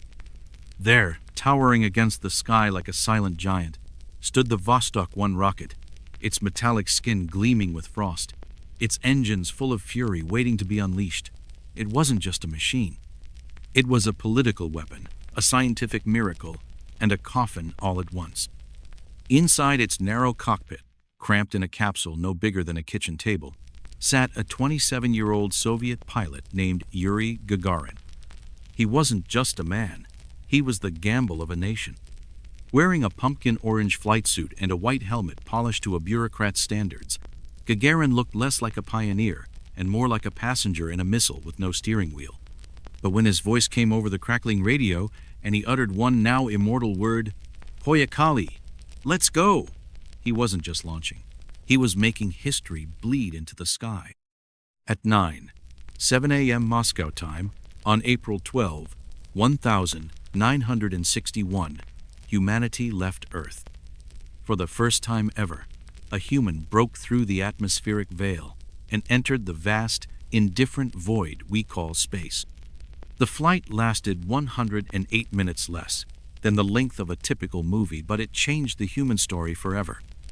Gagarin orbited the Earth once, reaching speeds over 17.0 miles per hour and soaring to an altitude of 187 miles. As he gazed down on the blue curve of our planet, he uttered words as poetic as they were profound. I see Earth. It is beautiful. But this was not just a gentle moment of awe. It was a geopolitical thunderclap. The Soviet Union had done it again. After launching Sputnik, then Laika, they had now sent the first man into space and brought him home alive. Gagarin didn't just orbit the Earth. He orbited every newspaper on the planet, hailed not just as a pilot, but as a demigod of the socialist state. And in living rooms across the West, panic quietly bloomed. President John F. Kennedy, just months into office, was now staring down a Cold War embarrassment. The Soviets weren't just ahead, they were making it look easy. It wasn't just rockets. It was ideological dominance. The USSR had a man in space. The US had chalkboards, test flights, and television specials. America needed a win, fast. Just 3 weeks later, the United States made its move. On May 5, 1961, a stoic Navy test pilot named Commander Alan Shepard climbed into a slender Mercury capsule dubbed Freedom 7. His mission? Not a full orbit that technology wasn't ready, but a suborbital flight. A brief, high-stakes vertical leap into the edge of space and back. Not much perhaps in comparison to Gagarin's voyage, but in the Cold War's scoreboard of space and symbolism, Every mile mattered. At 9:34 a.m., the Redstone rocket beneath him ignited with a roar that ripped through Cape Canaveral and into American pride. For just over 15 minutes, Shepard soared 116 miles above Earth. He floated briefly in zero gravity, glimpsed the curvature of the planet, and gave NASA its first taste of human spaceflight. He returned safely, splashing down in the Atlantic, where the Navy scooped him from the sea like a returning champion. Shepard may not have orbited the Earth, but what he did prove was just as vital. America could put a man in space and bring him back intact. And in a Cold War built on optics and fear, that was enough to reignite the flame. He was instantly celebrated, his name etched into history, his image sewn onto patches and pins. America had entered the ring late, but ready. Now the race would intensify. NASA, driven by success and fueled by national desperation, surged ahead with planning. The Mercury missions had tested basic flight, but now came the next step. Longer flights, spacewalks, rendezvous in orbit, the technical rehearsal for a lunar landing. Enter the Gemini program. Launched in 1965, Gemini was the bridge between Mercury and the bold dream of Apollo. It wasn't about symbolism anymore. It was about engineering the impossible. The Gemini capsule was bigger, built for 2 astronauts, not one, a spacecraft with controls, maneuverability, and room to test humanity's ability to survive in space longer, work in zero gravity, and dock with other spacecraft. These were not media stunts. These were full-blown experiments in surviving the void. The program opened with Gemini 3, launched on March 23, 1965. Piloted by the ever-feisty Virgil Gus Grissom and the sharp, stoic John Young, the mission lasted just over 5 hours. But those hours mattered. 2 men had flown together. They'd controlled the craft. They'd orbited the Earth. And they'd eaten a corned beef sandwich in space, thanks to Young sneaking one aboard, which nearly sparked a minor scandal among NASA officials afraid of floating breadcrumbs. It was a small flight with big implications. The Gemini missions soon escalated. Next came Gemini 4, where astronaut Ed White opened the hatch, pushed himself out into the vacuum, and became the first American to walk in space. With nothing but a tether and a handheld gas gun to maneuver, White floated above the planet, sunlight glinting off his helmet, the Earth spinning silently beneath him. "This is the greatest experience," he radioed back.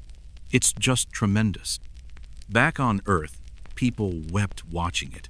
Children pointed to the sky, and somewhere in Moscow, Soviet engineers realized they were no longer racing alone. NASA was learning, fast. Gemini was grueling tight quarters, brutal G-forces, constant risk. But it was working. The astronauts mastered orbital mechanics, rendezvous, re-entry, and space endurance. The missions built confidence. They built skill. They built the ladder to the moon. But the Soviets weren't standing still. They launched Voskhod, squeezed multiple cosmonauts into tiny capsules, and even managed their own spacewalks. Yet while the Soviets kept their program cloaked in secrecy and slogans, NASA broadcasted everything. Launches, failures, fireballs, all on TV. It was bold, it was dangerous, and it was deeply American. The race was now neck and neck. And somewhere in the boardrooms and bunkers of the world's 2 superpowers, the question loomed larger than ever. Who would walk on the moon first? That answer and the cost of chasing it would soon be written in fire, steel, and silence. What does it take to walk on the moon? It's not just rocket fuel, calculations, or courage. It's loss, it's failure, it's standing in fire, crawling through darkness, and still daring to reach for something no human hand has ever touched. That's where this part of our story begins. The Gemini program, NASA's gritty, relentless training ground, was a roaring success. Every mission brought us closer to the unimaginable, walking on the surface of another world. When astronaut Ed White floated freely in the vacuum of space for 23 minutes during Gemini 4, suspended between Earth and eternity, It proved a fundamental truth: humans could survive and function beyond the spacecraft. Not just survive, we could work, navigate, and eventually conquer. White, tethered to the Gemini capsule by a thin lifeline, was propelled gently by a handheld gas gun. As he drifted above the curve of Earth, sunlight glinting off his helmet, he said, "This is the greatest experience. Just tremendous." But beneath his exhilaration was a hard truth. This was only step one of a brutal journey. Gemini was a laboratory in the sky. It taught NASA how to perform orbital rendezvous, the precise coordination of two spacecraft meeting and docking in space. A skill critical to the Apollo program, where a command module and lunar module would have to separate, complete different tasks, then rejoin each other miles above the moon. But these missions weren't just about mechanical maneuvers. They were about endurance, physical, mental, and emotional. Astronauts were pushed to their limits, spending days in cramped capsules, eating freeze-dried food, sleeping strapped to walls, and enduring the psychological pressure of knowing that one wrong input could mean death. By the time Gemini 12 closed out the program in November 1966, the work was done. The bridge had been built. The experiments had succeeded. The questions had been answered. America was ready. And now it was the moon or nothing. But before triumph would come tragedy. Before glory, fire. On January 27, 1967, during a pre-launch test of the first Apollo mission, 3 men climbed into the command module: Gus Grissom, Ed White, and Roger B. Chaffee. They were testing communications and systems inside the sealed spacecraft, preparing for what should have been a routine check. Instead, a spark ignited the pure oxygen environment inside the capsule. In seconds, fire engulfed the cabin. The men couldn't escape. The hatch, sealed tight and poorly designed, wouldn't open fast enough. The transmission crackled, screams, then silence.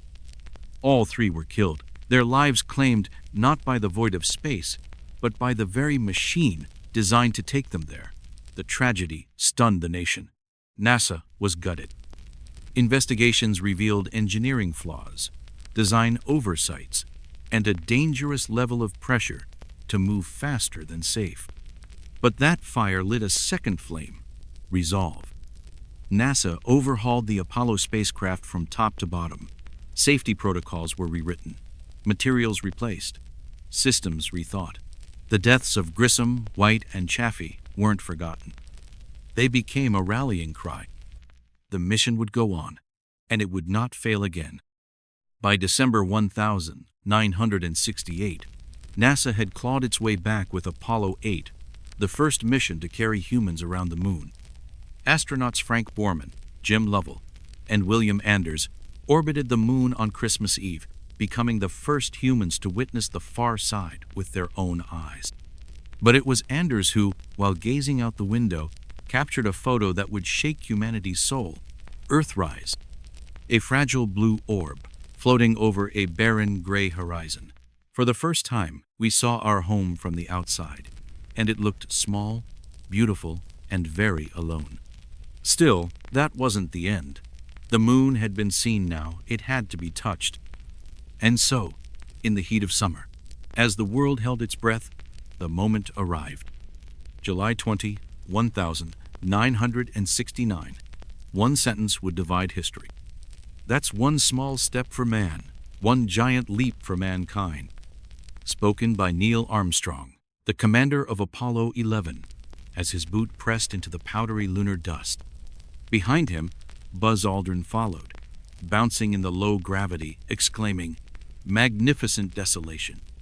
Together, they walked on the Sea of Tranquility, a name suddenly too poetic to be coincidence. They planted the flag, collected rocks, took samples, left behind a plaque that read, "We came in peace for all mankind." For 2 hours, they explored. The world, glued to grainy television sets, wept, cheered, and stared upward suddenly, understanding that we had changed forever. Humanity was now a multi-planetary species, if only briefly. And then they returned. The command module Columbia, piloted by Michael Collins, orbited above as Armstrong and Aldrin made their descent and climbed back. Together, the trio returned to Earth, splashing down in the Pacific and entering history. But the question remained, what now? The space race had a winner, and it was clear. America had reached the moon. But the race was never just about a finish line. It was about momentum. From 1,969 to 1,972, NASA launched 5 more successful lunar missions. Astronauts explored different regions of the moon, deployed experiments, drove rovers across its plains, and brought back hundreds of pounds of moon rock. Each mission had its stories, triumphs, near failures, technical brilliance, and human emotion. But by the time Apollo 17 left the moon in December 1972, something had shifted. Public interest faded, budgets tightened. The war in Vietnam consumed resources and attention. And though the flag still stood in lunar dust, Earth had turned its gaze elsewhere. Still, we had done it. From a launch pad soaked in tragedy to footprints etched in alien soil, the Apollo program had accomplished what was once considered impossible. But beyond politics, beyond Cold War games, what Apollo really proved was something deeper. That in the face of every limit, every fear, every fire and failure, we go anyway. Because that's what it means to be human. Imagine walking on another world, only to be told the journey ends here. That's what happened after Apollo 17, humanity's last footprint on the moon. We had touched the stars, planted our flags in alien soil, and stared back at Earth from another world. And then we stopped. Why? Because space exploration, it turns out, is expensive in lives, in dollars, in political will. And once the Cold War's boiling point began to simmer, so too did the urgency to race for the heavens. Apollo 17 in 1972 was supposed to be a midpoint. Instead, it became a full stop. Sure, the United States had won the race to the moon, but that giant leap came with a staggering price tag, one that Washington wasn't eager to keep footing. The nation had its boots in lunar dust, but its eyes were shifting elsewhere. Vietnam, social unrest, economic strain. The moon began to feel like yesterday's news. So NASA changed course. In 1973, it launched a new mission, quieter, slower, but no less revolutionary, Skylab, America's first space station. While it lacked the glamour of lunar landings, Skylab introduced something equally important: long duration, living in space. Astronauts orbited Earth for weeks, conducting medical tests, biological research, and discovering how the human body copes with zero gravity over time. Skylab wasn't about planting flags, it was about planting knowledge, seeds for future missions far beyond the moon. Meanwhile, the Soviet Union, despite its spectacular start in space, had failed to reach the lunar surface. The moon remained unconquered under their banner, but they pressed on, focusing on robotic missions to Venus and Mars, and pivoting towards space stations of their own. The Salyut program, and later the monumental Mir station, became symbols of Soviet resilience in orbit, a sprawling laboratory above Earth, where Russian cosmonauts would stay for months on end. While the flags of rivalry were slowly folding, a new era was unfolding. An era not of planting flags, but of building platforms. Enter the space shuttle. It looked like something out of science fiction. Part airplane, part rocket, part transformer. Launched in 1981, the space shuttle program was designed with reusability in mind. Unlike rockets that plunged into oceans or burned up in re-entry, the shuttle was meant to land on a runway and fly again. This was supposed to be the future. Regular trips, affordable science, launch, land, repeat. But space doesn't hand out victories easily. Tragedy struck in 1986. The world watched in horror as Challenger, just 73 seconds into flight, exploded before the eyes of school children and the world. 7 lives lost. And with them, a sense of invincibility. Still, the shuttle flew again. Because space exploration has never been about perfect safety, it's about calculated risk in pursuit of extraordinary reward. And the rewards kept coming. Shuttles ferried astronauts, satellites, and science experiments to low Earth orbit. They deployed the Hubble Space Telescope, launched planetary probes, and played a crucial role in assembling what would become one of the most ambitious undertakings in human collaboration, the International Space Station. A global city in the sky, born in the spirit of cooperation, not conquest, the ISS began its construction in 1998, with parts and modules contributed by NASA, Roscosmos, ESA, JAXA, and CSA representing the United States, Russia, Europe, Japan, and Canada. What had started as a battleground during the Cold War was now a workplace, lab, and home for humans above Earth. It orbits at over 17, 0 miles per hour, circling Earth every 90 minutes, a floating testament to what humanity can accomplish when it chooses collaboration over competition. But while astronauts floated peacefully above Earth, another change was brewing below, a revolution not powered by governments, but by ambition. Bold, eccentric, privately funded ambition. Enter the Space Titans. In 2002, a South African-born entrepreneur with a flair for the dramatic founded a company most people dismissed as fantasy. Elon Musk called it SpaceX, and he had one goal: put humans on Mars. Everyone laughed, until the rockets started flying. In 2012, SpaceX's Dragon capsule became the first privately built craft to deliver cargo to the ISS. In 2020, its Crew Dragon made history again, returning American astronauts to space from American soil for the first time since the shuttle's retirement. Space was no longer just NASA's playground. Other billionaires entered the ring. Jeff Bezos, founder of Amazon, launched Blue Origin, aiming for suborbital space tourism and eventually lunar infrastructure. Richard Branson brought in Virgin Galactic, targeting commercial flights for civilians who wanted to taste the edge of the atmosphere, even if only for a few minutes.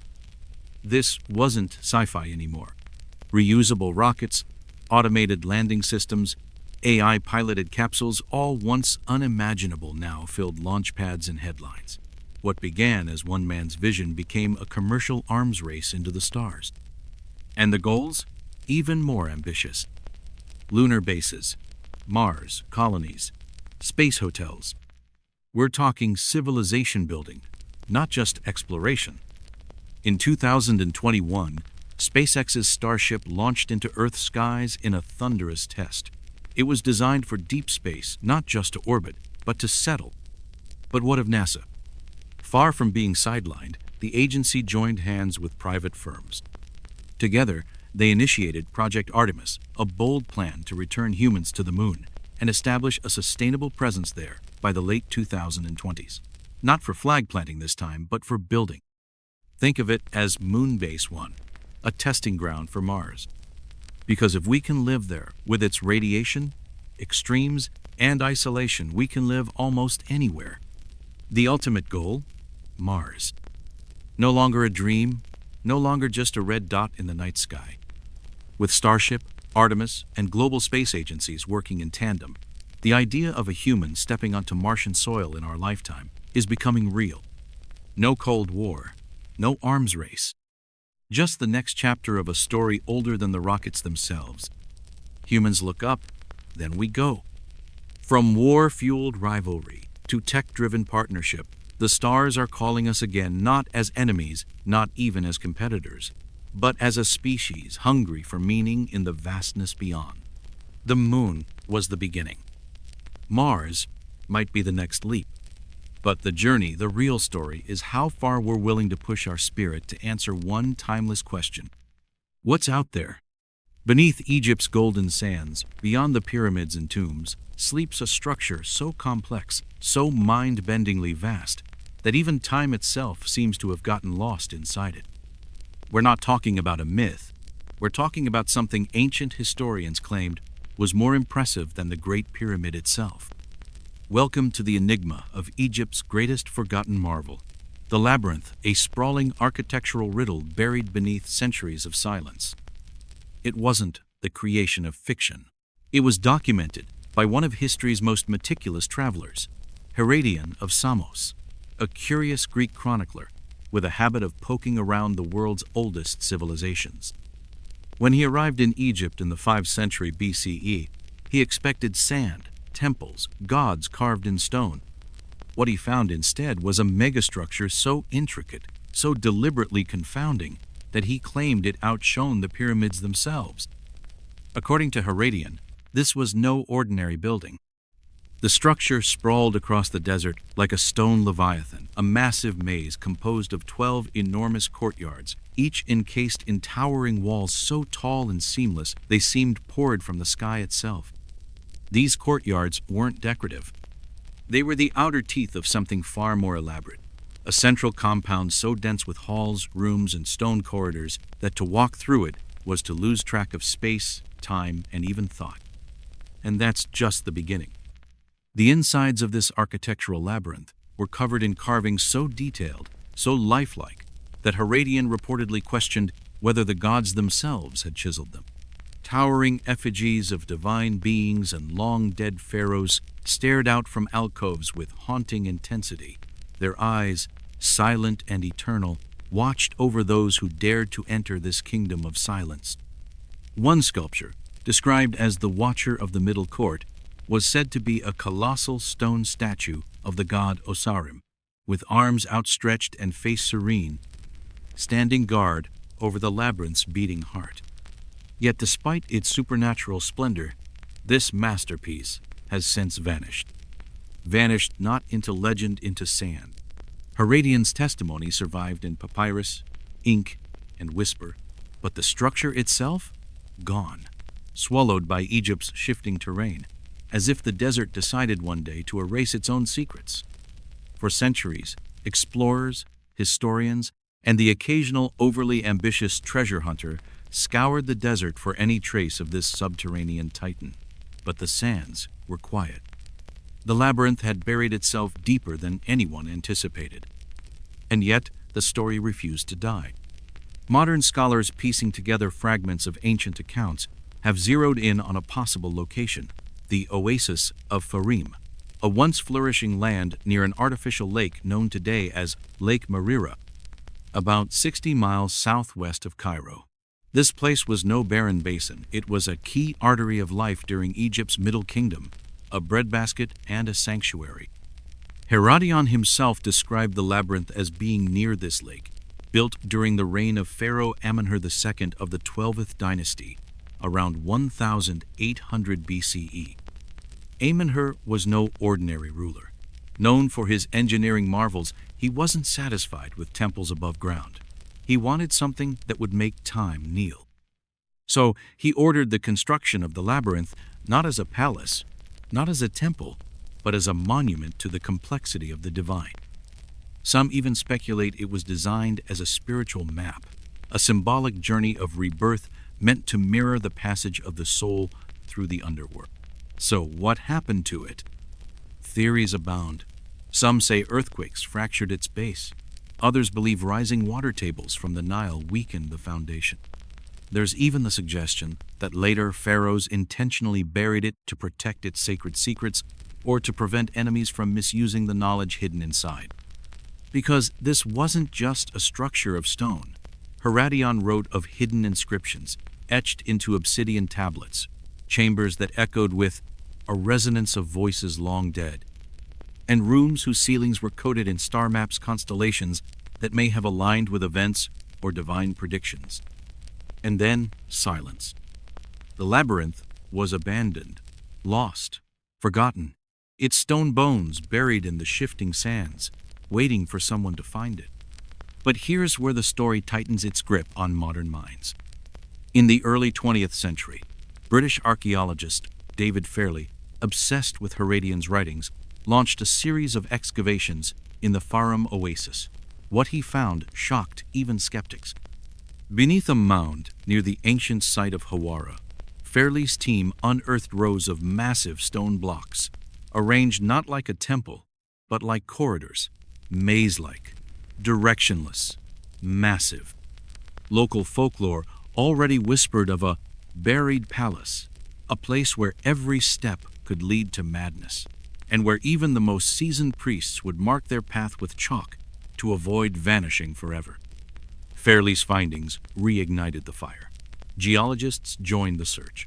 Satellite scans in the 2000s revealed anomalous substructures, massive underground patterns that defied natural formation.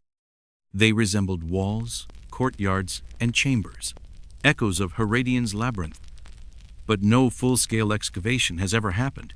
Why? Some blame politics, others lack of funding.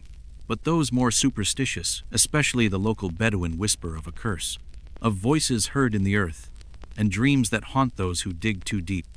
Because if the labyrinth was designed to mirror the journey to the afterlife, what waits at its center may not be treasure, but judgment. What we know is this: the labyrinth was real, a structure so magnificent, so terrifying in its beauty, that it left the most jaded traveler of the ancient world speechless. It combined engineering, spiritual philosophy, astrology, and psychological manipulation, thousands of years before modern science even had names for these concepts. And it is still out there, beneath the sand, underfoot, waiting to be uncovered, waiting to be understood, waiting to remind the world that Egypt's greatest marvel isn't the pyramid you can see, but the one you can't. Beneath the blistering sun of Egypt's western reaches lies something too vast to be real, too sacred to be touched, and too dangerous to be forgotten. A monument to gods, mystery, and the very soul of a vanished empire buried beneath centuries of sand and silence. It wasn't just built to awe, it was built to confound, to initiate, to test the worthy. The ancients called it the House of Infinite Passages. Today, we call it the Lost Labyrinth, and the deeper we dig, the more we wonder if it was meant to stay hidden forever. Unlike the pyramids, this wasn't a pyramid. It was a living map of death and rebirth. And according to new evidence, it may have been dedicated to one of Egypt's most feared and misunderstood gods, Sobek-Ra, the crocodile lord of chaos and flood. Yes, this enormous underground maze, lost beneath the edges of the Faran Basin, may have once been a vast temple to Sobek, the reptilian deity believed to control both the life-giving Nile and the chaos that came with it. Sobek was no minor character in the Egyptian pantheon. He was primal, carnal, a god of blood, water, strength, and survival.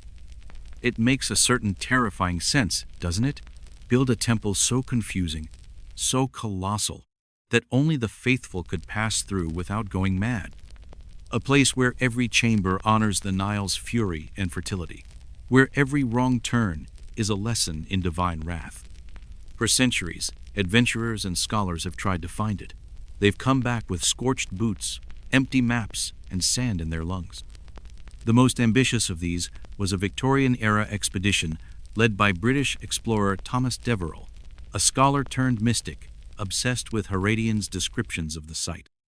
He journeyed to the Faroun region in 1882 with camels, surveyors, and a journal filled with half-translated papyrus fragments. His notes speak of massive stone blocks, some almost 40 feet long, buried just below the surface, arranged, not randomly, but as if framing walls, corridors, a forgotten grid of divinity. Deverell believed he had found the labyrinth's bones, but then his team scattered. Equipment failed. 2 men disappeared in a sandstorm. His expedition returned to Cairo broken, and Deverell vanished shortly after. To this day, no one knows where he's buried. Some say he never left the labyrinth. In the 20th century, a new wave of technology brought fresh hope. Drones, satellite imagery, ground-penetrating radar, the eyes of gods pointed downward, and they began to whisper. In 2008, a group of researchers working with remote sensing tech found strange anomalies beneath a plain just west of Lake Moeris. Geometric shapes, rectangular voids, symmetrical alignments impossible in nature. They were under layers of sediment, massive, man-made, and untouched for millennia. But the Egyptian government? Silent. Permits revoked. Access restricted. The findings? Buried in bureaucratic sand. Some blame politics. Others point to Egypt's modern guardians of antiquity, determined to control what truths are released. But local legend offers another explanation.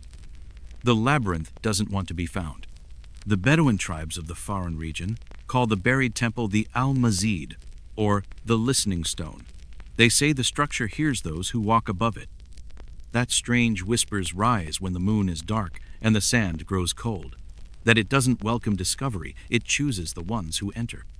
But why such secrecy for an old temple? Because this wasn't just architecture, it was ritual. It was initiation. According to ancient lore and some daring theories from fringe Egyptologists, the labyrinth wasn't built to house people or treasures. It was constructed as a spiritual crucible, a final test for high priests and royal bloodlines alike. Inside, initiates were said to wander blindfolded, guided only by chance, memory, and faith. The corridors twisted in ways that mimicked the Nile's curves, the underworld's passageways, even the layout of the stars themselves.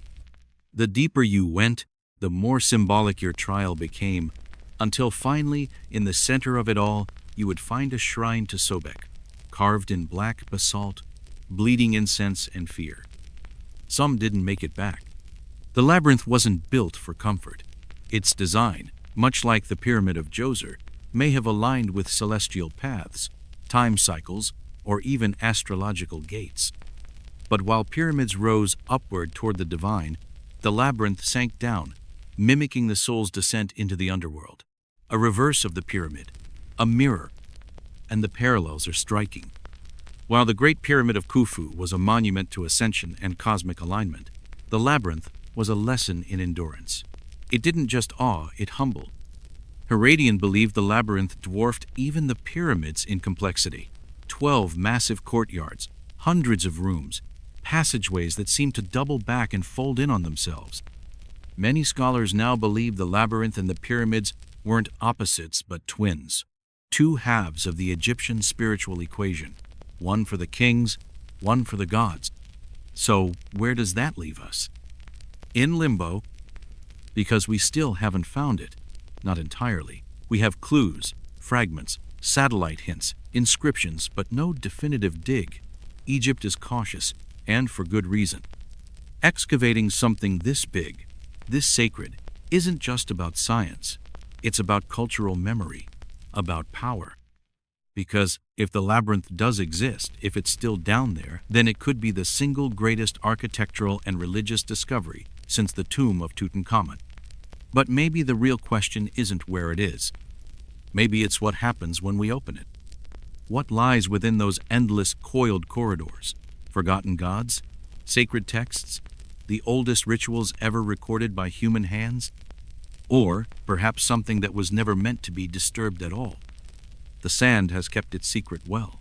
But secrets, like tombs, don't stay sealed forever. Sooner or later, someone will find the door. And when they do, we'll finally learn whether Herodian was right, whether Egypt's greatest wonder isn't the pyramid you climb, but the one that devours you from below. If the afterlife had a gate, the Egyptians built it in stone. But if the soul had to earn passage, then perhaps it was the labyrinth that judged it. Imagine standing before an entrance, carved not for eyes, but for spirit, an opening where silence itself echoes back your fears. This is what some believe the labyrinth of Neferset truly was. Not just a place of stone corridors, but a temple of trials, a maze that tested souls. And the further one walks down this path of forgotten knowledge, the more impossible questions rise. Was this labyrinth a tomb, a temple? Or was it something far more ancient and unnerving, a machine for enlightenment? Deep in the Egyptian deserts, whispers still swirl around the vanished monument, once described by Herodian the Wise, the famed Greek wanderer. He didn't merely record legends, he walked the corridors himself. Or so his scrolls claim. In them, he described a sacred place not of the dead, but for the dead to prepare their journey through the stars. According to modern interpretations, The labyrinth wasn't just physical, it was a blueprint of the afterlife. Each chamber represented a stage, each corridor a trial. This wasn't symbolic. It was literal. The ancient Egyptians believed that the afterlife was not a guaranteed paradise. It was a challenge, a test of purity, courage, and balance. Souls traveled through Duat, the underworld, facing demons, trickster gods, and trials of truth before reaching the field of reeds, their eternal reward. The labyrinth may have mirrored this spiritual journey in stone. To walk the labyrinth may have been to walk the path of the dead while still alive. Priests, initiates, chosen few, they may have undergone sacred rituals, walking blindfolded through its halls in silence, enduring days without food, light, or sound. Some believe the labyrinth functioned as the site of Egypt's mystery schools, elite centers of divine knowledge passed only to those who endured and survived the ordeal. If this is true, then those who made it through weren't merely scholars, they were reborn. And yet, there's more. The labyrinth's corridors, as detailed in rare carvings and fragments recovered near the Fayum Depression, seem to align not just with the underworld but with the heavens. Astronomical theory suggests that the layout of the labyrinth followed the celestial map of the stars. Like the pyramids of Giza, which align with Orion's belt, the labyrinth may have reflected the night sky in architecture. Every twist in the corridor, every chamber and doorway may have mirrored the sun's movement, the lunar cycle, or even the soul's voyage among the stars. Could the labyrinth have been both a temple of learning and a cosmic observatory? If the stars guided crops, kings, and calendars, why not the journey of the soul? This possibility changes everything. It suggests that the labyrinth was not only spiritual, but scientific, that it was a sacred machine, calibrated to both the heavens and the heart. A device for teaching the initiate how to become more than human, to transcend. And yet the sands took it. For all its rumored glory, the labyrinth has never been found. But the search has not stopped. If anything, it has intensified. And now we are closer than ever. Throughout the 19th century, British and French expeditions tried to pinpoint the labyrinth's location using only faded scrolls and hearsay. They arrived in Fayum, near the once great artificial Lake Maret, the waters now shallow and receding. What they found were ruins, shattered blocks, inexplicably vast foundations, stone remnants that whispered of something massive. But whispers aren't proof. In the 20th century, a few scholars made more focused attempts. A German-Egyptian collaboration led by Dr. Elisa Brandauer and Youssef Eldin used early sonar equipment to scan the desert crust west of Lake Merritt. They found anomalies, large, consistent depressions, some nearly 500 meters in length, arranged with mathematical precision. But then the funding dried up, and as quickly as the data was found, it disappeared. The 21st century brought the tools the ancients could never dream of: drones, high-res satellite mapping, ground-penetrating radar, and still, the sand has kept its secrets. But in 2008, a team of European researchers known as the Mott Initiative claimed they may have found the edge of the complex beneath a stretch of desolate soil near the ancient city once called Croconopolis. They say the ground beneath held straight-line anomalies, perfect right angles, too large to be natural, but access was restricted, permits revoked, dig sites shut down. Egypt's Supreme Council of Antiquities cited safety and preservation, but rumors began to spread. Had they found something they weren't ready to show the world? There's no answer, just speculation and silence. But the search continues, because the allure of the labyrinth is not just about lost stones, it's about lost meaning. The deeper question is not, where is it, but why was it hidden? Did the ancients bury it on purpose? To protect it? To protect us? One lingering tale among the Bedouin tribes of Fayum warns of a buried maze of judgment. According to them, those who enter the labyrinth must not be unworthy, or they will never find the exit. Their spirits wander forever, swallowed by silence. Some laugh it off. Others don't. Modern researchers believe we're now within meters, maybe even inches, of rediscovering the labyrinth's threshold. With AI-enhanced mapping and non-invasive sonar, a new wave of archaeologists may soon unearth the truth. But there's still hesitation. Because what if what we find is not just ancient stone? What if we find what the ancients feared? A place where the physical and spiritual worlds collide, where architecture teaches enlightenment or madness. A place where the gods still linger. The labyrinth may have been built to challenge kings and spirits alike, a riddle in stone, built to be solved not with tools, but with transcendence.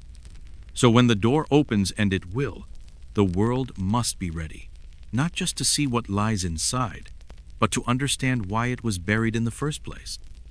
If a civilization builds a monument and buries it, what are they hiding or protecting? The sands of Egypt are not empty. They move with purpose, slow, deliberate, ancient. With each shifting dune, they hide and reveal. They erase footprints but never forget them. And deep beneath the ochre grains west of Lake Merritt, something waits. Not a ruin, not a tomb. A mind, a memory. The lost labyrinth, long thought to be legend, is now a target for the most advanced scanning technologies the modern world can offer.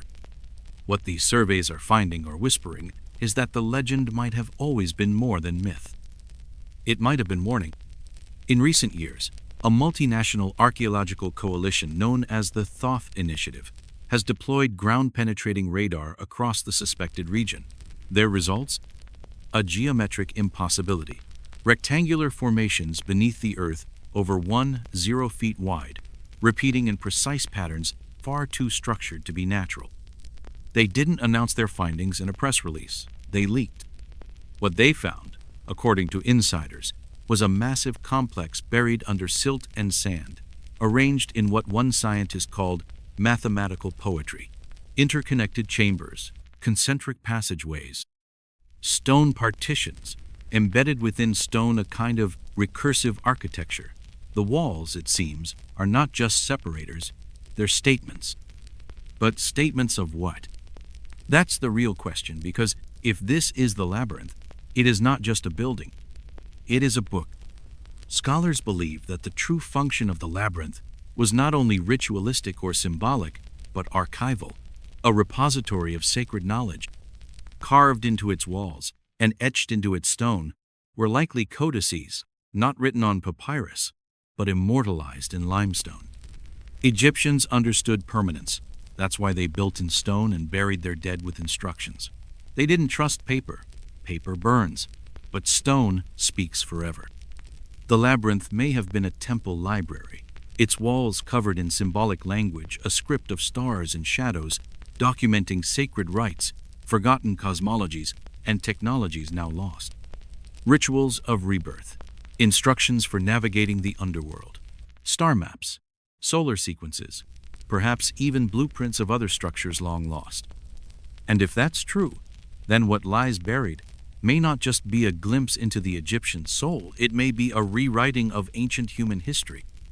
Because consider this, what if the Egyptians weren't the beginning? What if they were inheritors? Some fringe theorists believe that the labyrinth predates dynastic Egypt, that Amenemhat III didn't build it, but reclaimed it.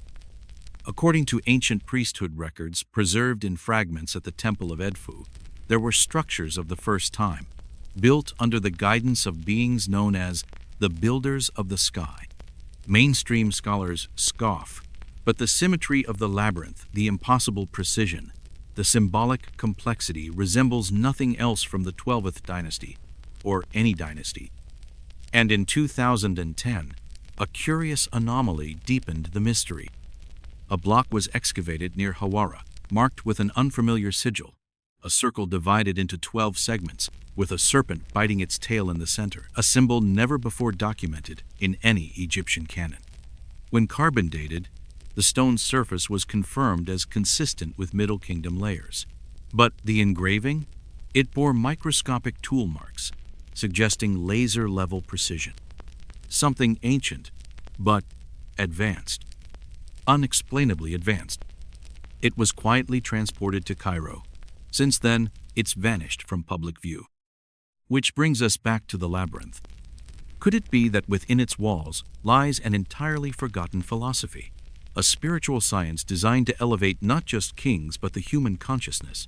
Imagine corridors that teach through light and echo, chambers that resonate at exact harmonic frequencies, symbols that unlock emotional states, entire sections built to induce transcendence not metaphorically but neurologically. The Egyptians believed in the Ka and the Ba, the two components of the soul. The body was only a vessel, and death wasn't the end. It was a transformation. So what if the labyrinth was their initiation machine? Not just for burial, for becoming something else. Some scholars even propose that only a handful of Egyptians were ever allowed to walk its full length. The labyrinth, in this view, was a trial of silence, darkness, and confrontation, each room designed to evoke fear, memory, revelation. A ritual of self-erasure. A pilgrimage where the initiate would enter as one thing and emerge, days or weeks later, as something else entirely. An oracle, a priest, a living god. These ideas would be laughable if not for what modern science is beginning to validate. Deep mind-altering states are possible through sensory deprivation, sound resonance, geometry. Ancient cultures knew this. They encoded it into temples, pyramids, and perhaps into a labyrinth buried beneath the earth. This is no longer wild conjecture. Researchers in neuroarchitecture are now studying the psychological effects of sacred geometries and acoustics, and they're finding that spaces built with harmonic ratios can evoke states of peace, fear, or enlightenment. What modern science sees as emerging, the ancients may have already mastered. And if the labyrinth was that kind of space, a consciousness chamber, then it makes sense why it was buried. Maybe it wasn't destroyed. Maybe it was sealed. Not to protect it from us, but to protect us from it. The labyrinth may not be a relic to admire. It may be a threshold to something dangerous or divine, and perhaps only those ready to face it should ever enter. But one day soon, someone will. The last barriers are falling. The scans are too precise, the clues too clear. The desert may no longer keep its silence. And when that happens, the world will change. Because the labyrinth is not just Egypt's secret, it is humanity's forgotten mirror, buried not just in the ground, but in our memory. And when it opens again, it may not be just history we recover. It may be ourselves. If a structure disappears, but its idea haunts every age, did it ever vanish at all? Somewhere beneath Egypt's blistering sands lies not just an ancient ruin, but a riddle too large to be ignored. A structure so massive and symbolically loaded that even its shadow changed the trajectory of civilizations. The labyrinth, a name whispered in both awe and frustration. A monument Herodotus once claimed rivaled the pyramids in its majesty, if not in height, then in scale, complexity, and the sheer genius of its design. It was said to have 12 massive courtyards, hundreds of interconnected chambers, and walls carved with stories written not in words but in mystery, not just stone, but scripture. And though modern archaeologists still seek its bones buried in the salt-cracked lands near ancient Lake Meret, it is not absence that defines the labyrinth, it is influence. Across time and myth, the labyrinth found a way to persist. What if it was never truly lost?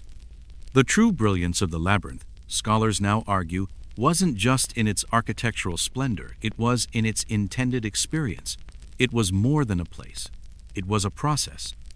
Modern interpretations of Herodotus's accounts suggest the structure functioned less like a palace or tomb and more like a spiritual trial ground, a place where the mind was tested, broken, reassembled. The pathways were intentionally disorienting, not for defense, but for transformation. You entered as one thing. You exited, if you exited, changed. The duality of the space was striking. Each chamber served a mirrored purpose. One light, one dark, one sacred, one profane. The corridors led you forward and back at once. To walk the labyrinth was to walk the very philosophy of Egyptian dualism: order versus chaos, life versus death, God versus man. And at the spiritual center of this disorienting journey stood one of the most enigmatic deities in the Egyptian pantheon, Sobek. The crocodile-headed god wasn't a figure of simple worship. He was terror and tenderness in one breath, god of the Nile, of war, of fertility, and of creation and destruction. In the region of Fayum, or Ta-Shi, as it was known in ancient script, Sobek's temples loomed beside the water, and the labyrinth is believed by many to have sat directly within this domain. Coincidence? Not likely. Some Egyptologists argue the labyrinth wasn't just built for Sobek, it was built as Sobek, a symbolic body, a divine mechanism. Just as Sobek swam the currents between life and death, so too did the labyrinth ask its travelers to wade through psychological rivers, to earn their rebirth. Imagine the ritual. Priests, shaven-headed and robed, guiding initiates through echoing passageways by torchlight, statues looming, chambers shifting, a trial not of brawn, but of mind and soul. Yet, the echoes of this sacred structure didn't stop in Egypt. They leapt across continents and centuries. The Greeks told tales of their own labyrinth, one carved into legend by Daedalus, the mythical craftsman who built a maze to hold the monstrous Minotaur. But unlike the Egyptian labyrinth, which was designed for transformation and revelation, the Cretan version was a trap, a place of isolation, punishment, and eventual death. The Cretan labyrinth told you one thing: enter, and you will never return. It was a prison, a warning. This contrast between labyrinths, Egypt's as a gateway to enlightenment, Greece's as a cage of madness, reveals more than different architectural tastes. It reveals different civilizational souls. Where Egypt saw mystery as divine, something to be approached with ritual and awe, Greece framed mystery as chaos, a danger to be defeated, often by heroes with swords. But the idea didn't stop evolving. From Rome to medieval Europe, the labyrinth motif morphed again into symbolic pilgrimages. Churches in France laid labyrinth patterns in stone upon their floors. Devout Christians walked these spirals not to get lost, but to mimic the long, winding journey towards salvation. And yet, Herodotus' description still stood alone. His labyrinth wasn't a flat spiral or a mythical trap. It was a monumental, engineered colossus, built not just with stones, but with purpose. It was real, and maybe still is. So, how did something so massive vanish? Modern theories vary. Some believe it was buried under purpose-built dams when Lake Moeris expanded. Others argue that the stones were harvested over centuries by new regimes, turned into mosques, temples, marketplaces, the body stripped, but not the soul. Still others whisper darker ideas, that it was hidden deliberately, because the knowledge contained within was never meant for the uninitiated. The structure's sheer complexity, as noted in Herodotus' accounts, points to mathematical engineering far beyond its time. Some think it may have influenced the structural logic of later sites, the Temple of Karnak, even certain Mesoamerican pyramids with labyrinthine interiors. And yet, the original remains undiscovered. Archaeologists from the modern OSIRIS project, working with ground-penetrating radar and drone-based infrared, have reported anomalies beneath the soil near modern Hawara precise alignments, man-made foundations, and suspiciously deep hollow chambers. The labyrinth is whispering again. Whether from beneath the earth or from the depths of myth, its voice hasn't gone silent. But maybe what matters most isn't the physical structure at all. Maybe the labyrinth was always meant to live in the mind, a philosophy disguised as a building, a code hidden in architecture, a message not to be seen but to be experienced. And as more ancient structures are scanned, mapped, and explored in our era of digital archaeology, some believe we're on the brink of a massive revelation. The rediscovery of the labyrinth may not just be a historical event. It might be a paradigm shift. Because if a civilization 4,000 years ago encoded such symbolic genius in stone, what else did they understand about the mind, the stars, the self that we've forgotten? Beneath sand and silence, Beneath centuries of shifting kingdoms and forgotten gods, something ancient still stirs. It does not speak in words.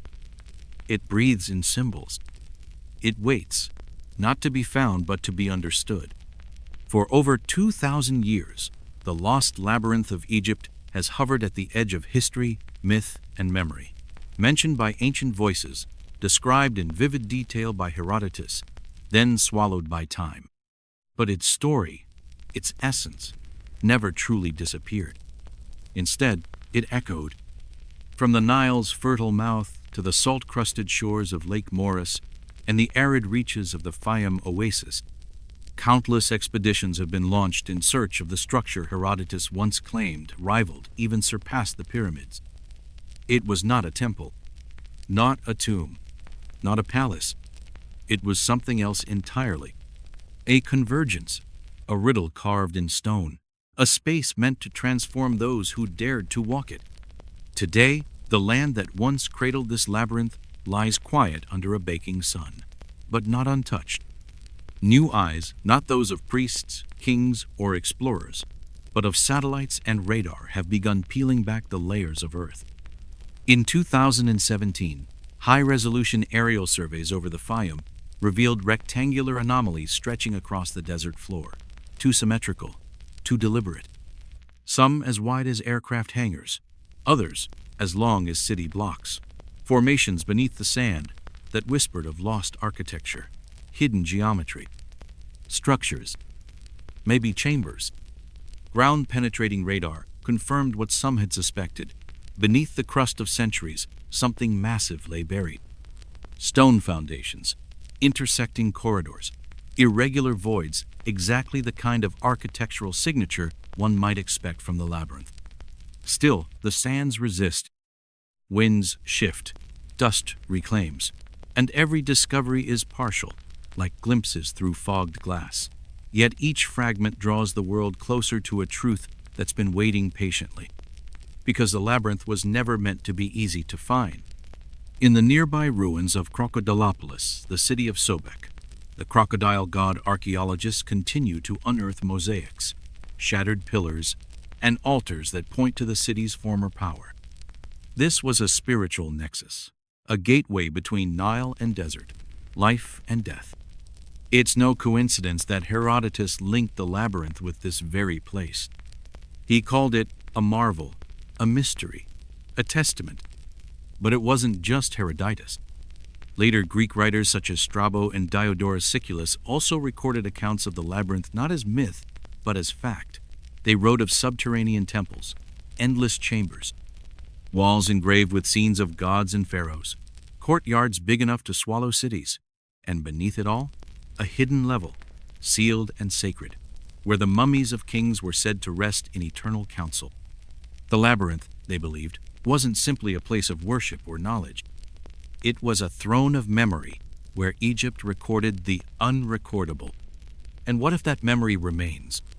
Some researchers believe the labyrinth, when fully revealed, may hold hieroglyphic carvings or ritualistic blueprints long lost to Egyptology, perhaps texts untouched by looters, perhaps maps of the cosmos rendered in stone, perhaps even records of civilizations predating known dynasties, whispers of a deeper Egyptian origin yet to be unearthed. Imagine it. A sealed chamber cracked open by sunlight for the first time in 40 years. Symbols still vivid. Air heavy with the scent of ancient incense. Walls lined not with gold, but with truth. And if found, what then? The labyrinth is more than an archaeological relic.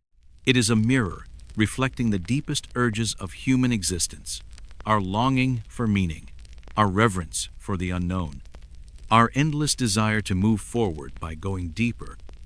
Across cultures, labyrinths have always served this role.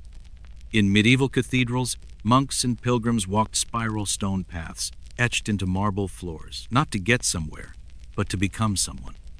In Native American traditions, the labyrinth symbolized birth and transformation, the soul's passage through life, toward enlightenment.